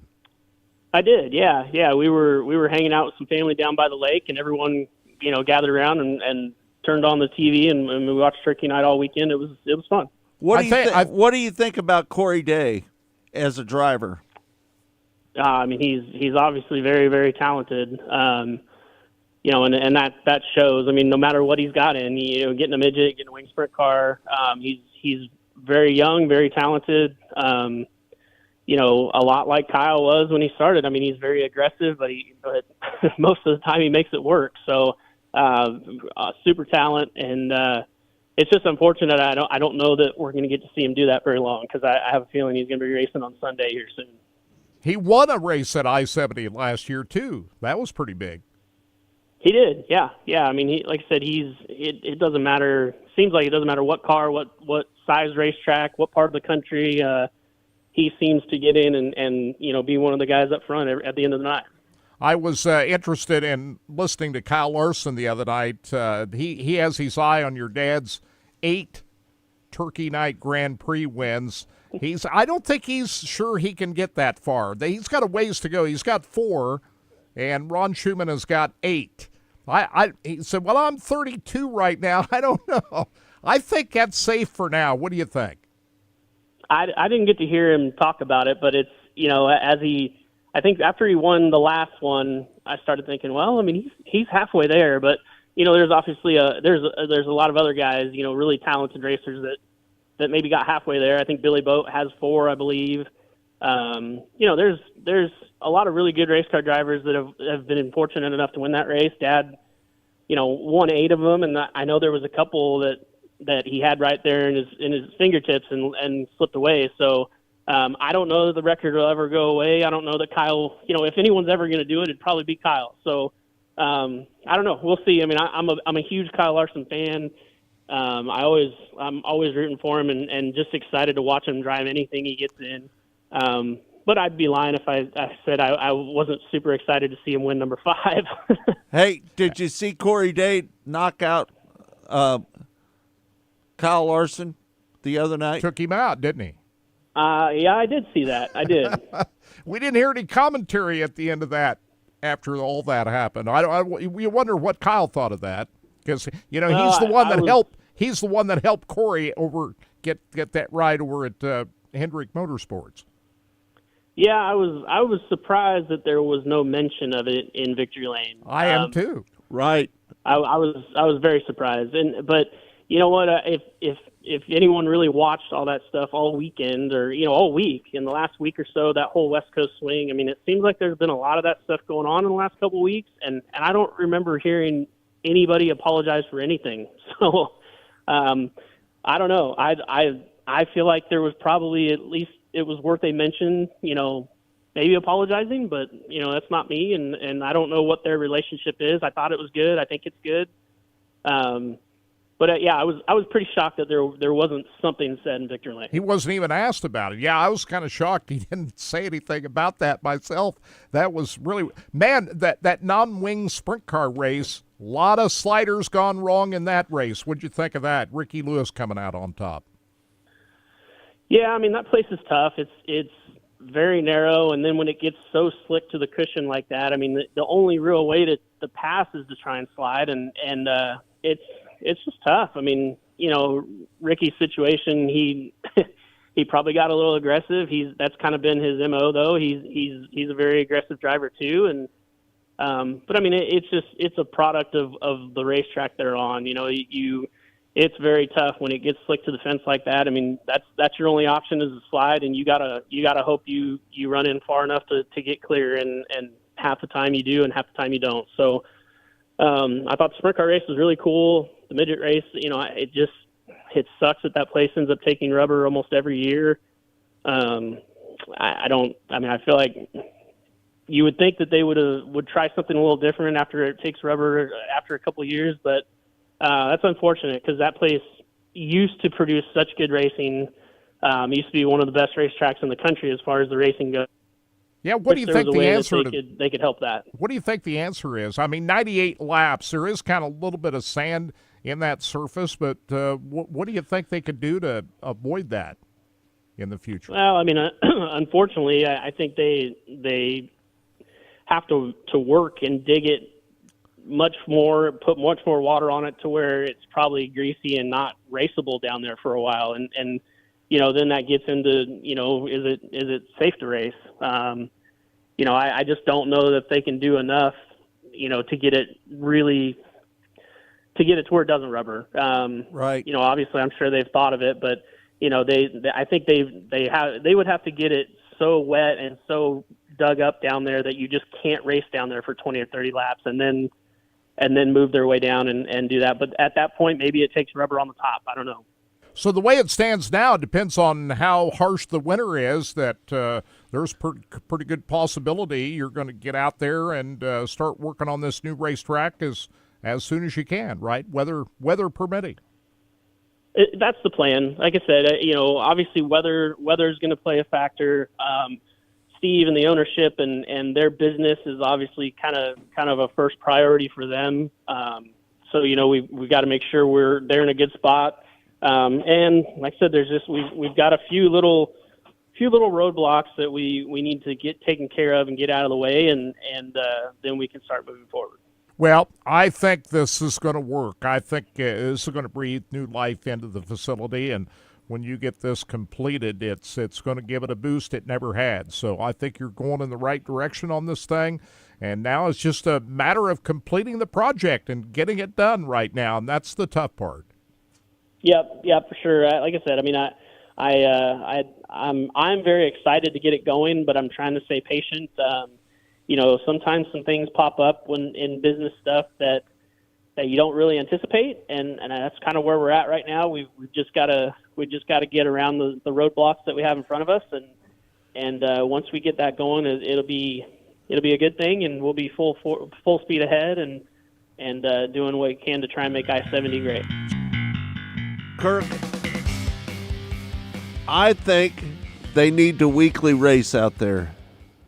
Well, I'm not as big on that as just getting the track right to bring in some bigger events and get a positive buzz going back out at I-70 Speedway again. That's really what I'm concerned about. Yeah, whether or not they have I-70 Speedway. That's not big on my. I-70 Speedway was a weekly racetrack back in the day, and it was the most treacherous place that you. Whenever you went to I-70 Speedway, you might see something you've never seen before. But that's past history now. It doesn't matter. It needs to be a weekly racing track. Well, I think any comparisons to the old I-70 Speedway, the old half-mile paved track, which you had a lot of laps around that racetrack, I don't think that's valid today. The times are different. Everything is different. This is a new era of racing, and so weekly racing out there is not big on my list. If they have weekly racing out there, okay, but I don't think that's the big thing. My thought is if they do have weekly racing out here, that means they got the track right. So until the track will lend itself, the smaller racetrack will lend itself to weekly racing. Hey, Todd, do you think that they should do weekly racing out there? My thought is what I've been saying. I think you're going to see no weekly racing anywhere around. Weekly racing is it's dying. Weekly racing, as we knew it, is dying. I think you're probably only going to have weekly racing at Lakeside Speedway for another 2 years, and then after that, it's going to be specials only. You think it's going to be specials only? Yep. Lakeside. It's not trending. Weekly racing is not trending in the right direction. It costs way too much money nowadays even to run the small. We talked to a guy. He's saying, look, even B mods are. He goes, it doesn't matter. The A mods are gone. B mods are costing what the A mods did. Hey, back in the day, there used to be 2,000 people that used to go out to I-70 Speedway. Every week they would go out there. But they're not doing it. Every week they would go out there. First of all, there was nothing like the old I-70 Speedway paved facility. There wasn't anything within 4 or 5 hours of Kansas City that was like the old I-70 Speedway. So you saw fans driving in from 3-4 hours away every week just to see the uniqueness of what was I-70 Speedway. Now that it's a dirt track, a weekly program there will be like a weekly program at Lucas Oil Speedway or any other dirt track, and won't have the uniqueness as it did back in the old days when you had the paved racetrack to go to. You know that better than anybody. I still think that they need to weekly race. Well, my number one thing now for I-70 is get the new racetrack built, get it right, and create a positive buzz for the facility, because it's a great facility, and it deserves to have big events out there.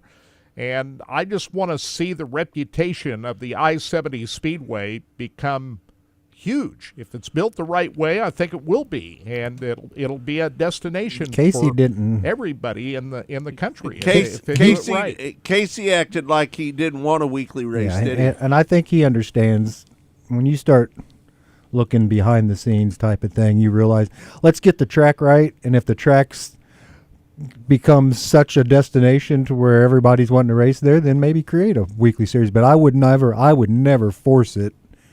I would let this thing grow organically, and if it grows to a weekly racing, so be it. But his first priority is getting it right for the big series to want to come and race there. So I think that's what we'll see.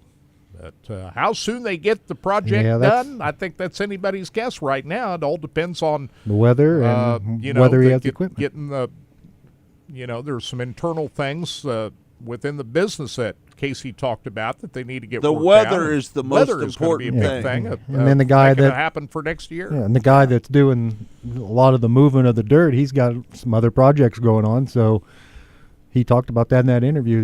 It may take a little bit, but they expect.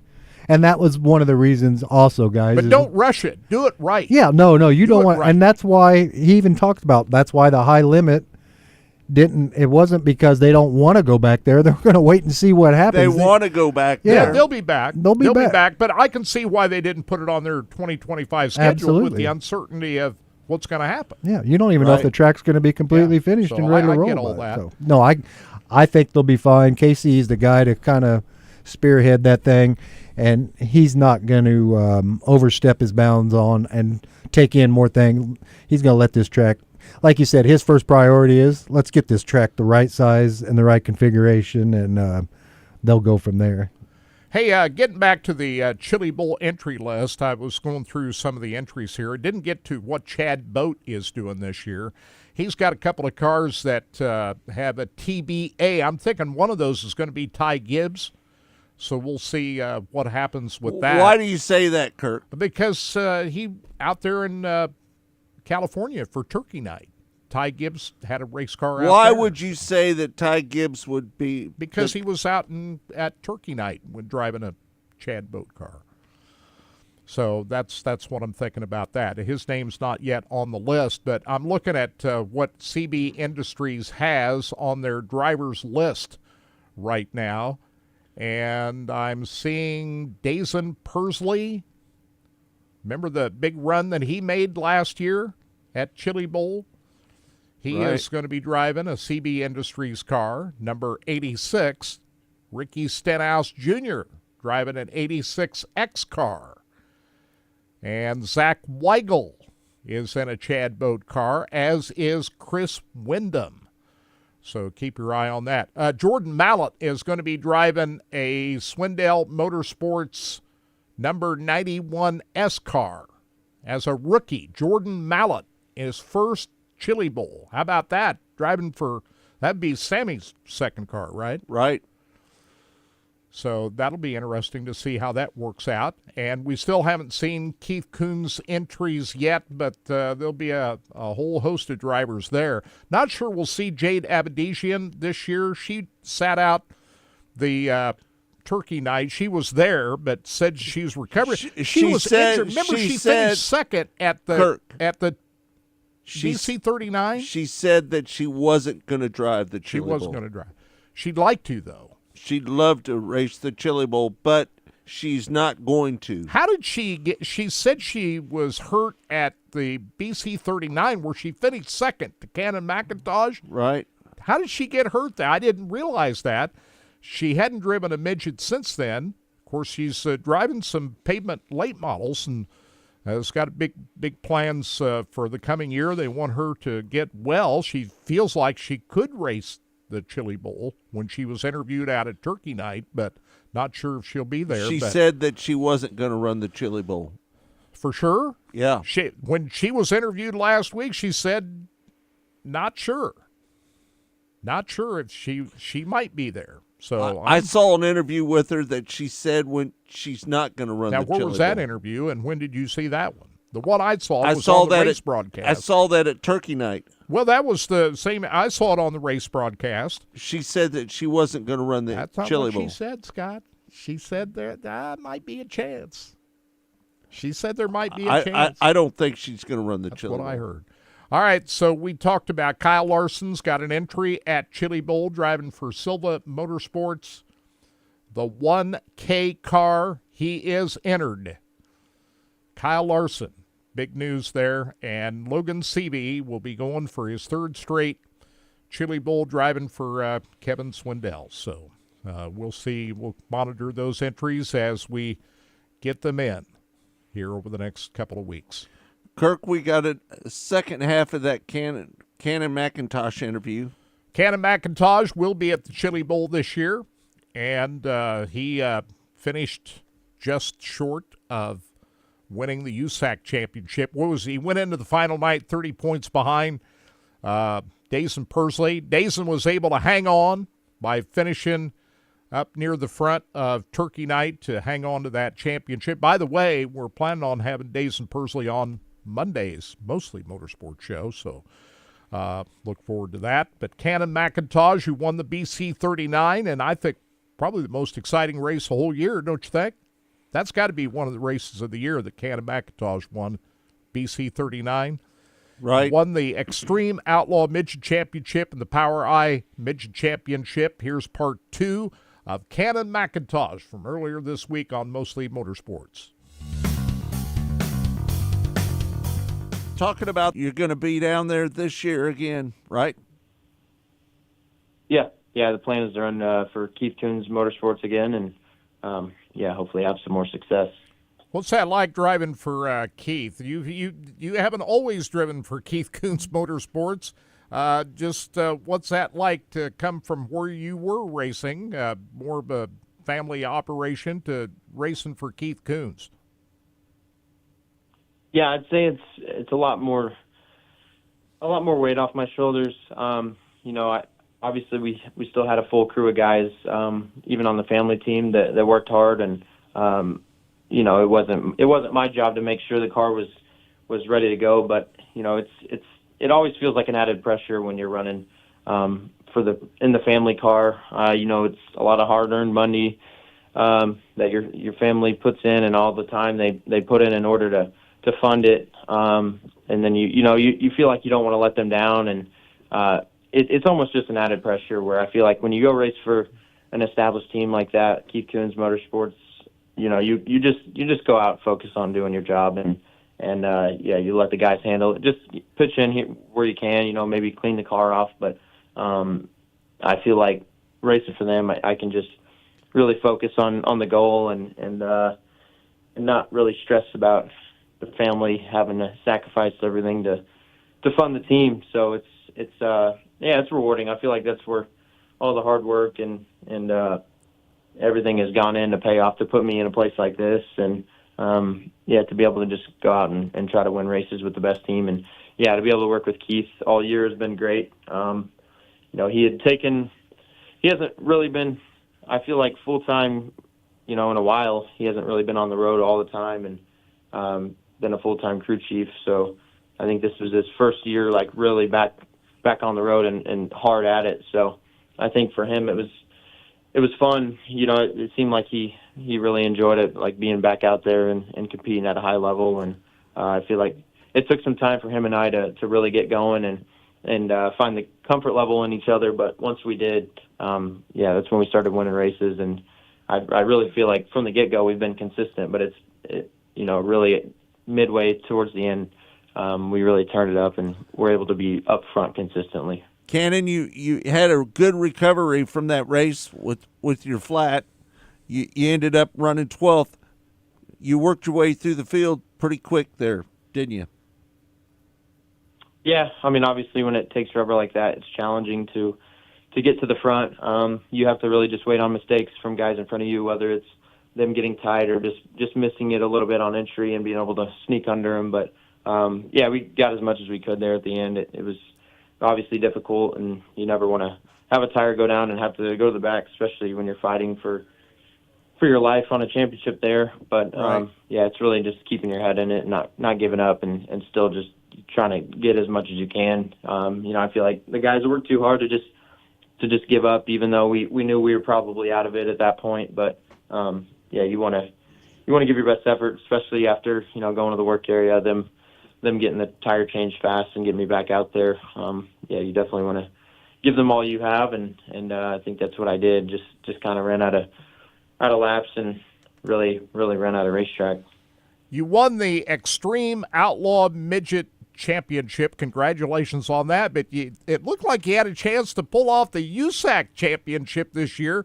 Dason Pursley, I think there was an 87-point separation between you two a couple of weeks ago, and going into the final night, it was down to 30. What were you thinking heading into that final night? You just had to hope that Dason had trouble, right? Yeah, obviously we were grateful to win the Extreme and Power Ride Championships, but really for us at that point, that stuff was in the past, and we were focused on what was ahead, and we knew it was going to be a challenging task at hand. They had been really good all year, but we felt like we were the ones to beat there on the last half, and we started to turn it up a little bit. We just started closing that point gap. We had gotten it down quite a bit from what it was, and unfortunately got crashed at Eldora on the first lap, and that put us back quite a bit, and that's what made it about 86 points. So we had to put our heads down and just start grinding finishes away. And like you said, getting it down to 30 at that point. Our plan was to keep doing the same thing, and that's what we did at Turkey Night. It just obviously with the racetrack given and them not making any mistakes, it made it hard for us to really do anything. So it makes you really look back and want that race at Eldora back. That being our only DNF all year and it being completely out of our control. It hurts a little bit to look at, but all you can do is really look at the future and just try to position yourself when you have that opportunity again and just try to capitalize on it. Yeah, DNFs, that you just can't, if you're winning championships, that's just not DNFs are not the way to go. Yeah. Absolutely. Power I forgot you did the Power I Championship in addition to the Extreme Outlaw Double Championships this year. So what's the plan moving forward? Are you going to kind of keep on keeping on here with what you're doing? Yeah, I think so. Been in talks with the team, with KKM obviously, and some of the people here at Toyota, and it's looking like we're going to plan to do the same thing. I'm not sure if we'll run all the series, but I know I think plan to run the USAC Championship again, and hopefully dabble in a few other things. Just depending on what my schedule looks like to just maximize it there. So definitely don't plan on leaving KKM, especially in the midget stuff. Gonna obviously stick with them. I feel like we've only started on what we're building, and I think they give me their best effort. So I feel like we mesh well together. I feel like Keith and I have worked really well together. So it'd be hard to just step away now. Hey, man, you really stopped him. You were 620 points ahead of Gunner. Yeah. I feel like I think we missed maybe one or two there, but I'm guessing he did as well. But yeah, we were just we were so focused on the Extreme and USAC stuff. I think that part of it just kind of fell in line. When those races came on, we just continued doing what we've been doing, and it just kind of happened. So I'm definitely thankful that we were able to do that, and it's rewarding for all the guys back at the shop at KKM that worked just countless hours, and them guys they worked their butts off. So to be able to even win races for them, it's always special to be able to celebrate with them in victory lane, and I think it makes it a little easier on them in the shop knowing that their hard work paid off. So it's always cool to not only win races but championships as well. Well, you had a busy year. What, you had 70 nights of racing this year? You're about due for a break, are you not? Yeah, we got a few weeks off now. Just gotta probably get back in the gym and get focused. Obviously, have Chili Bowl coming up. My plan is to run the Tulsa Shootout before that. Just have some laps under me. While instead of sitting around, it's obviously be able to go chase the Golden Driller at the shootout's always good. And I'm going to be running for Driven Midwest. So thankful to run for a good team in the micros as well. So that'll be exciting, and it'll be definitely good laps at the Expo before the Chili Bowl. How many classes at the shootout you're going to run? My plan is to run all four: non-wing Outlaw, and then the Wing Day class and Winged Outlaw. Shall we say Cannon McIntosh has virtually no time off? 3 weeks before the shootout? Right. Going to race 4 classes there, and then the Chili Bowl after that. Do you think Cannon McIntosh and T-Mez will find themselves back running together? Remember what happened in the B-Main last year? T-Mez got escorted out of the building, but then he was able to come back. That was he was throwing stuff out the car, and he was accused of throwing them at the officials, but they let him back in, and he's coming back this year. So they allowed him to come back in the building. But I remember remember one of the quotes of the week when he was told that it was Canon McIntosh that, "Oh, Canon," he said. "Oh, of course, Canon." So, yeah, I'm looking for T-Mez and Cannon to be racing with each other again. Yep, I would agree with you, Kurt. By the way, Dason Pursley came from the D main last year, where he won the second D main. He finished 5th in the second C main, 5th in the B main, started 20th in the A, and even though the track took on rubber, he found his way up to 4th at the end of it. So we'll see what Dason Pursley does. Back with CB Enterprises in the 86 car. Dason Pursley will be one to watch. Remember, your top 3 last year behind Logan CB were Buddy Kofoid and Corey Day. 2nd and 3rd last year. Hank Davis was 5th. It was Shane Golobic, Tanner Carrick, Spencer Baston, Michael Facento, and Jake Swanson, your top 10 last year. Emerson Axum, Ryan Timms, your top 12. Just to refresh your memory from a year ago. How do you think Corey Day is going to do this year? Well, I think he should do well. Coming off Turkey Night win, he's back with Willie Kane, driving the 41 car. Same ride he had a year ago, and at Turkey Night.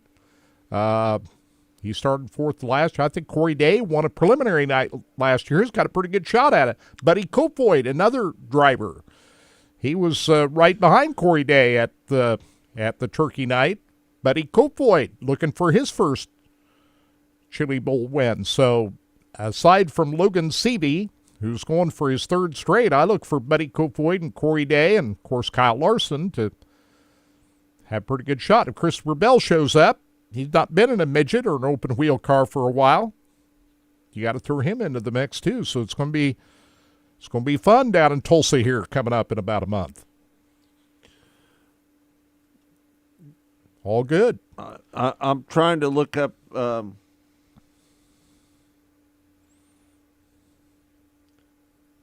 Buddy Kofoid. He finished 2nd last year. Yep. He's going to be. Buddy will be there because.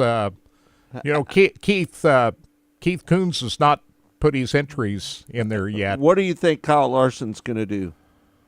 You think he'll be in the mix of it? Well, of course.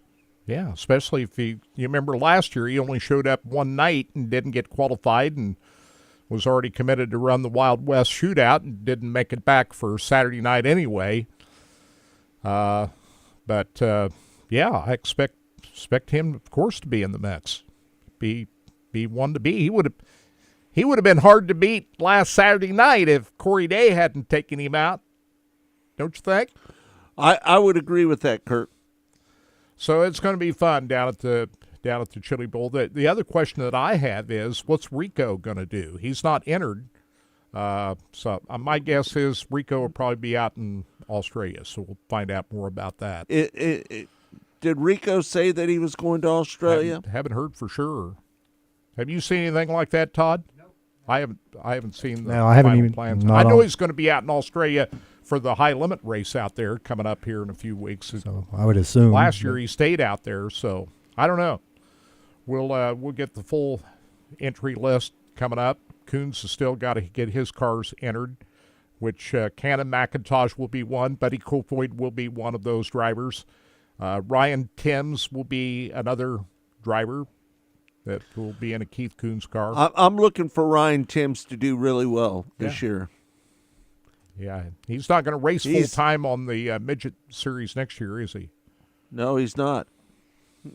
So lots of exciting things coming up here. I'm looking forward to tonight at the Dome in St. Louis. This is the final night of the Gateway Dirt Nationals. It starts at 3 o'clock today. That's when the racing starts. I don't think there's going to be hot laps today. I heard him say last night, no hot laps. They're just going to go right into the last chance qualifiers tonight, and we'll see how things shake out for the top of the field. 6 drivers have already qualified for tonight. There'll be a redraw among those what do you 6 drivers, but I'm thinking Ricky Thornton Jr. has to be the favorite to win tonight. Bobby Pierce has to work his way up from a last chance qualifier to get in. Brandon Shepard's qualified. He's the defending winner of the race, so he's going to be What a do you player think? as well. What do you think the chances are of Ricky Thornton Jr. winning the modifieds and the late models? Well, I think it's very good. Yeah. I mean, he won the Thursday night preliminary in the modified, so you're going to be starting up front Towards in the both front. races. Yeah. So I think the odds are high that RTJ is going to walk out of the Dome tonight with double victories, especially if you're starting up front. Right. The biggest test is working the lap traffic. You know, sometimes that can be a little tricky, getting around the lap cars on that tight racetrack. So we'll see. You know, the problem is that racetrack is so small that the guys that try to get up there and race the lap cars, they don't have much luck, do they? We saw a couple of guys get up next to the fence last night and knock the deck couple of lids. them not good results by working the fence last night. How many times did you see the spoiler get knocked off and the deck lid A lot. get knocked off? You don't really need the deck lids or spoilers on those cars, do you? No, I don't think so. A lot of bent-up sheet metal. When you go to the Dome, you know you're going to get your car tore up. It's just a small racetrack, you know. Stuff's going to get bent up. It's just like the guy that had the backup car that he used. Who was that? Who was that driver? I can't remember. I can't remember that either. But he said that he didn't use that car and he only used it during half the summer. Oh, the guy that won the modifieds? Right. Trevor Neville is his name. He led the whole way in the modified feature last night, outrunning Jordan Grabowski and third-place finisher Trent Young. Pretty good action there with Dylan Thornton and Kenny Wallace all fighting for position there. Tanner Mullins, I thought maybe might have a shot at it. He was up there mixing it up there. After starting 10th, he ended up 7th. But Trevor Neville winning last night's modified feature after what? Last time he raced was like in July? Jordan Grabowski, he kind of faded there at the end of the race, didn't he, Kurt? Well, he still finished second, so that's not too bad. He's got an automatic qualifier into tonight's feature event, but he had a pretty good run. I thought maybe Rodney Sanders might be a player last night. He was in the show. Kurt, or was that on Thursday night he was racing? Jordan Grabowski ended up running 9th last night. Well, he was second in the A feature last night. You're looking at the qualifying? Are you looking at qualifying or the A main? No, A feature, Jordan Grabowski finished second. You're looking at the qualifying from last night. Oh, yeah, I am.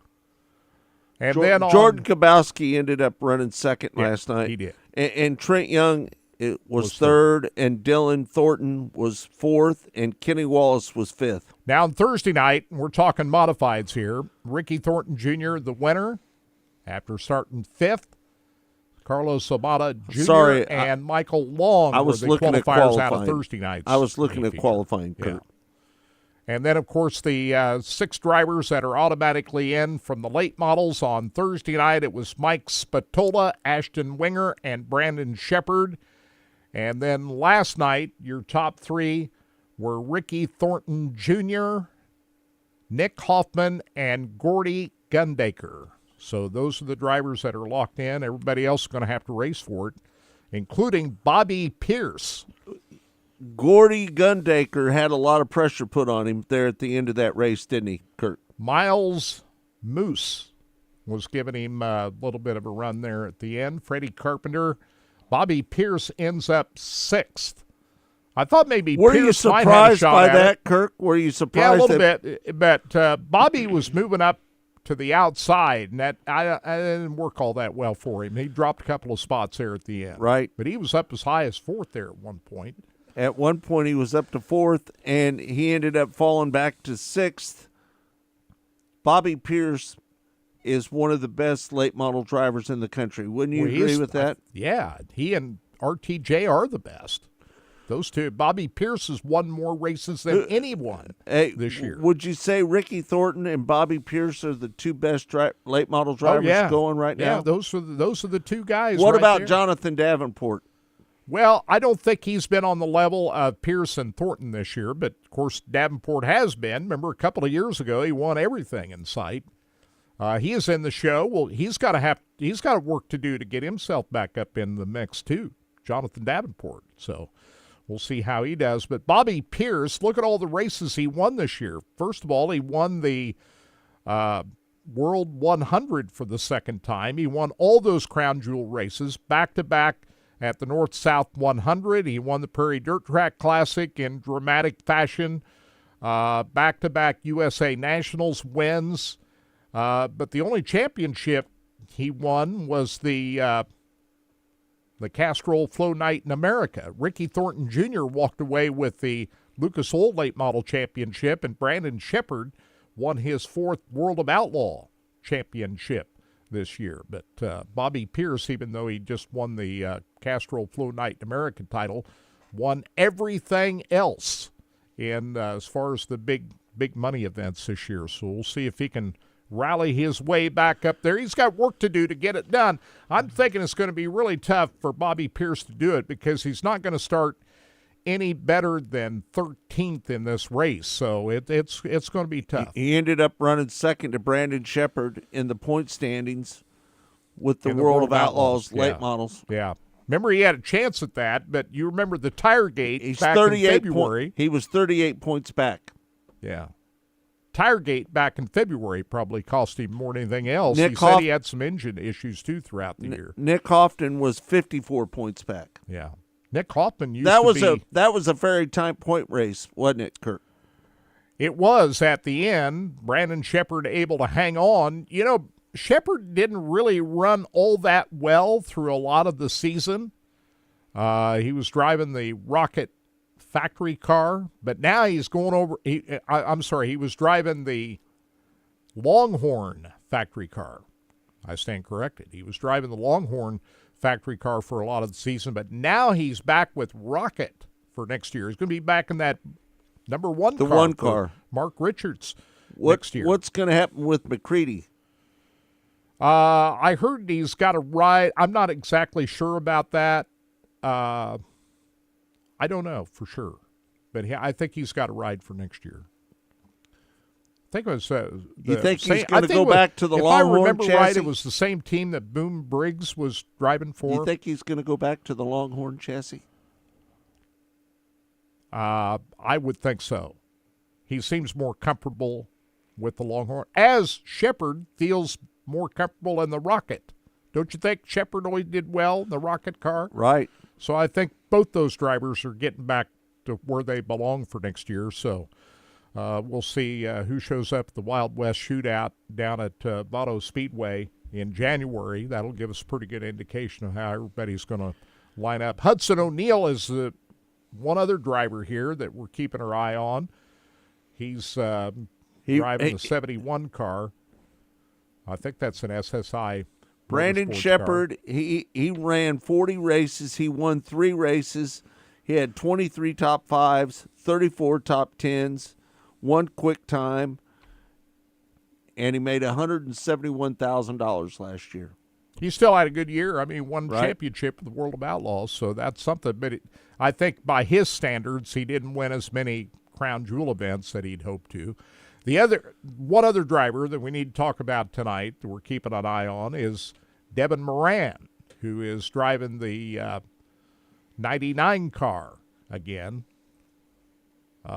He finished in 4th place in the B feature the other night and wasn't able to get himself qualified. They only took the top 2 out of the B, so Devin Moran has got some work to do to get himself back up into contention. So those are some of the top names. Hudson O'Neal did make the A main last night, but he didn't get a real good starting spot. If you don't start well in this deal, he started 16th, ended up 12th last night. You better be starting up. I think you got to start up towards the front. I agree with that. Outside of Bobby Pierce that can crack the top 12 or the top 6 of the drivers that are already locked in. I'm thinking the winner will come from those 6 that have already qualified tonight. Bobby Pierce is the one guy that could change that, but I think it's going to be really tough unless you're starting on the front row or the second row. Third row, maybe, that your chances of winning the $30,000 tonight are going to be really tough. Hey, Kirk, your game starts at 11, right? It is. I'm getting ready to get out of here and go watch some football. Cyclones playing. What channel are Arizona they playing State. on? It's on ABC. On ABC? Yeah. So I can watch it? You can watch it. All right. Go Cyclones. Hey, since we have everybody here on YouTube, with our Facebook being down and everything, if everybody could go over there and subscribe to that page while you're here watching today, that would help out the Racing Boys. We don't know. It was a Facebook problem, not a Racing Boys problem. And we stream on YouTube every show. Every anyway. show. But And this I'll- would just alert you Yes, sir. to when we start a stream. And same way with our homepage. You subscribe to Racing Boys homepage when you go to our. You don't even have to be a subscriber, but anytime you go to our homepage, that live button will light up when we're going live, and you just click that button there. But if for some reason our Facebook page is down, we always are live on our homepage and on YouTube. If YouTube's down, our homepage is always live. So You know, I'm thinking about dropping my cable and the regular TV because you know why? YouTube does a great job. They got the app. You can watch YouTube on your own TV. Yeah, most I people can are- sit there and watch YouTube and be perfectly happy with my TV viewing. There's so much stuff on there. yeah, Would you agree lot with of, that? Well, there are a lot of people. I'm still a live TV guy, but I can't get rid of cable because we got all these TVs down here hooked up to cable. yeah, you'd have to do. So do you think we should cut the cord with Racing Boys here? I don't know. No, I don't know. I'm not. I'll be one What of the. TV do you have? I have DirecTV. I have the old school, and You I still also got to watch the football games, though, right? yes, sir. Yeah, and I so can that's watch. why you got the live TV. Yeah, You and still gotta I watch the think on YouTube with live TV, you can get all that. A lot of people have cut the cord Right. and went to the live TV plus thing, but I still break out the rabbit ears on Sunday to have. I have a TV on my desk, one of my monitor TVs, and I plug in rabbit ears so I can watch the second broadcast of the NFL on that game. I have the other one up on my main screen, and then I can have picture-in-picture on it and watch the NFL live, the Red Zone channel. So That Red Zone, that's awesome. yeah, so I'm kind of doing like what Scott does in here. I'm putting a lot of screens to work on Sunday, but I know a lot of my friends have cut the cable and went to YouTube and YouTube Live Plus, and maybe one day I'll do that, but. Not me. I'm not. It's going to be a long time before I get rid of them. I like watching the Royals games still, and you can still catch that on the new. It's not Bally's, but it's the new. Yeah, what's the Royals going to be carried on next year? It's the same channel. It's going to be Bally's, just renamed. So What are they going to call it? It's a betting app. I can't remember what the name of that betting app is called. That's who bought it. Same announcers? Yeah, everything's same. Everything's same. All right, so. thanks everybody for tuning in to Track Talk here on Sports Radio 810 WHB and RBN, the Racing Boys Broadcasting Network. For Todd Surprise, for Kirk Elliott, I'm Scott Traylor saying thanks for joining us. It's all been brought to you by Rod End Supply, featuring the POWRi Midwest Lightning Sprints. We want to thank our guests Casey Schumann and Cannon McIntosh today as well. Thanks so much for those guys doing the show on Mostly Motorsports. Who are we going to have on Monday? Dason Pursley, and then I'm keeping my fingers crossed. The winner RTJ. of tonight at Gateway, if it's Ricky Thornton Jr., we're working on him. So who knows? Just tune in Monday. We'll have it all. We got Dason Pursley. I'm pretty confident about that. All right, thanks everybody for tuning in. For Todd Surprise, for Kirk Elliott, I'm Scott Traylor saying thanks for joining us. We'll see you next week right here on Track Talk.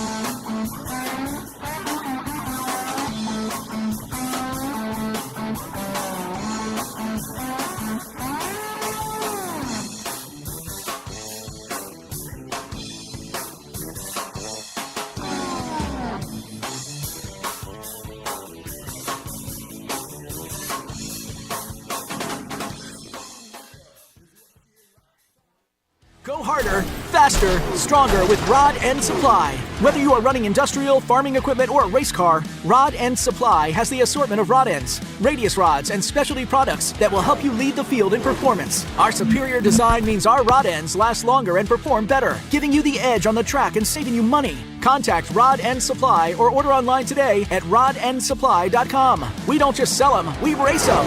rodendsupply.com. Serving the racing community for over 30 years.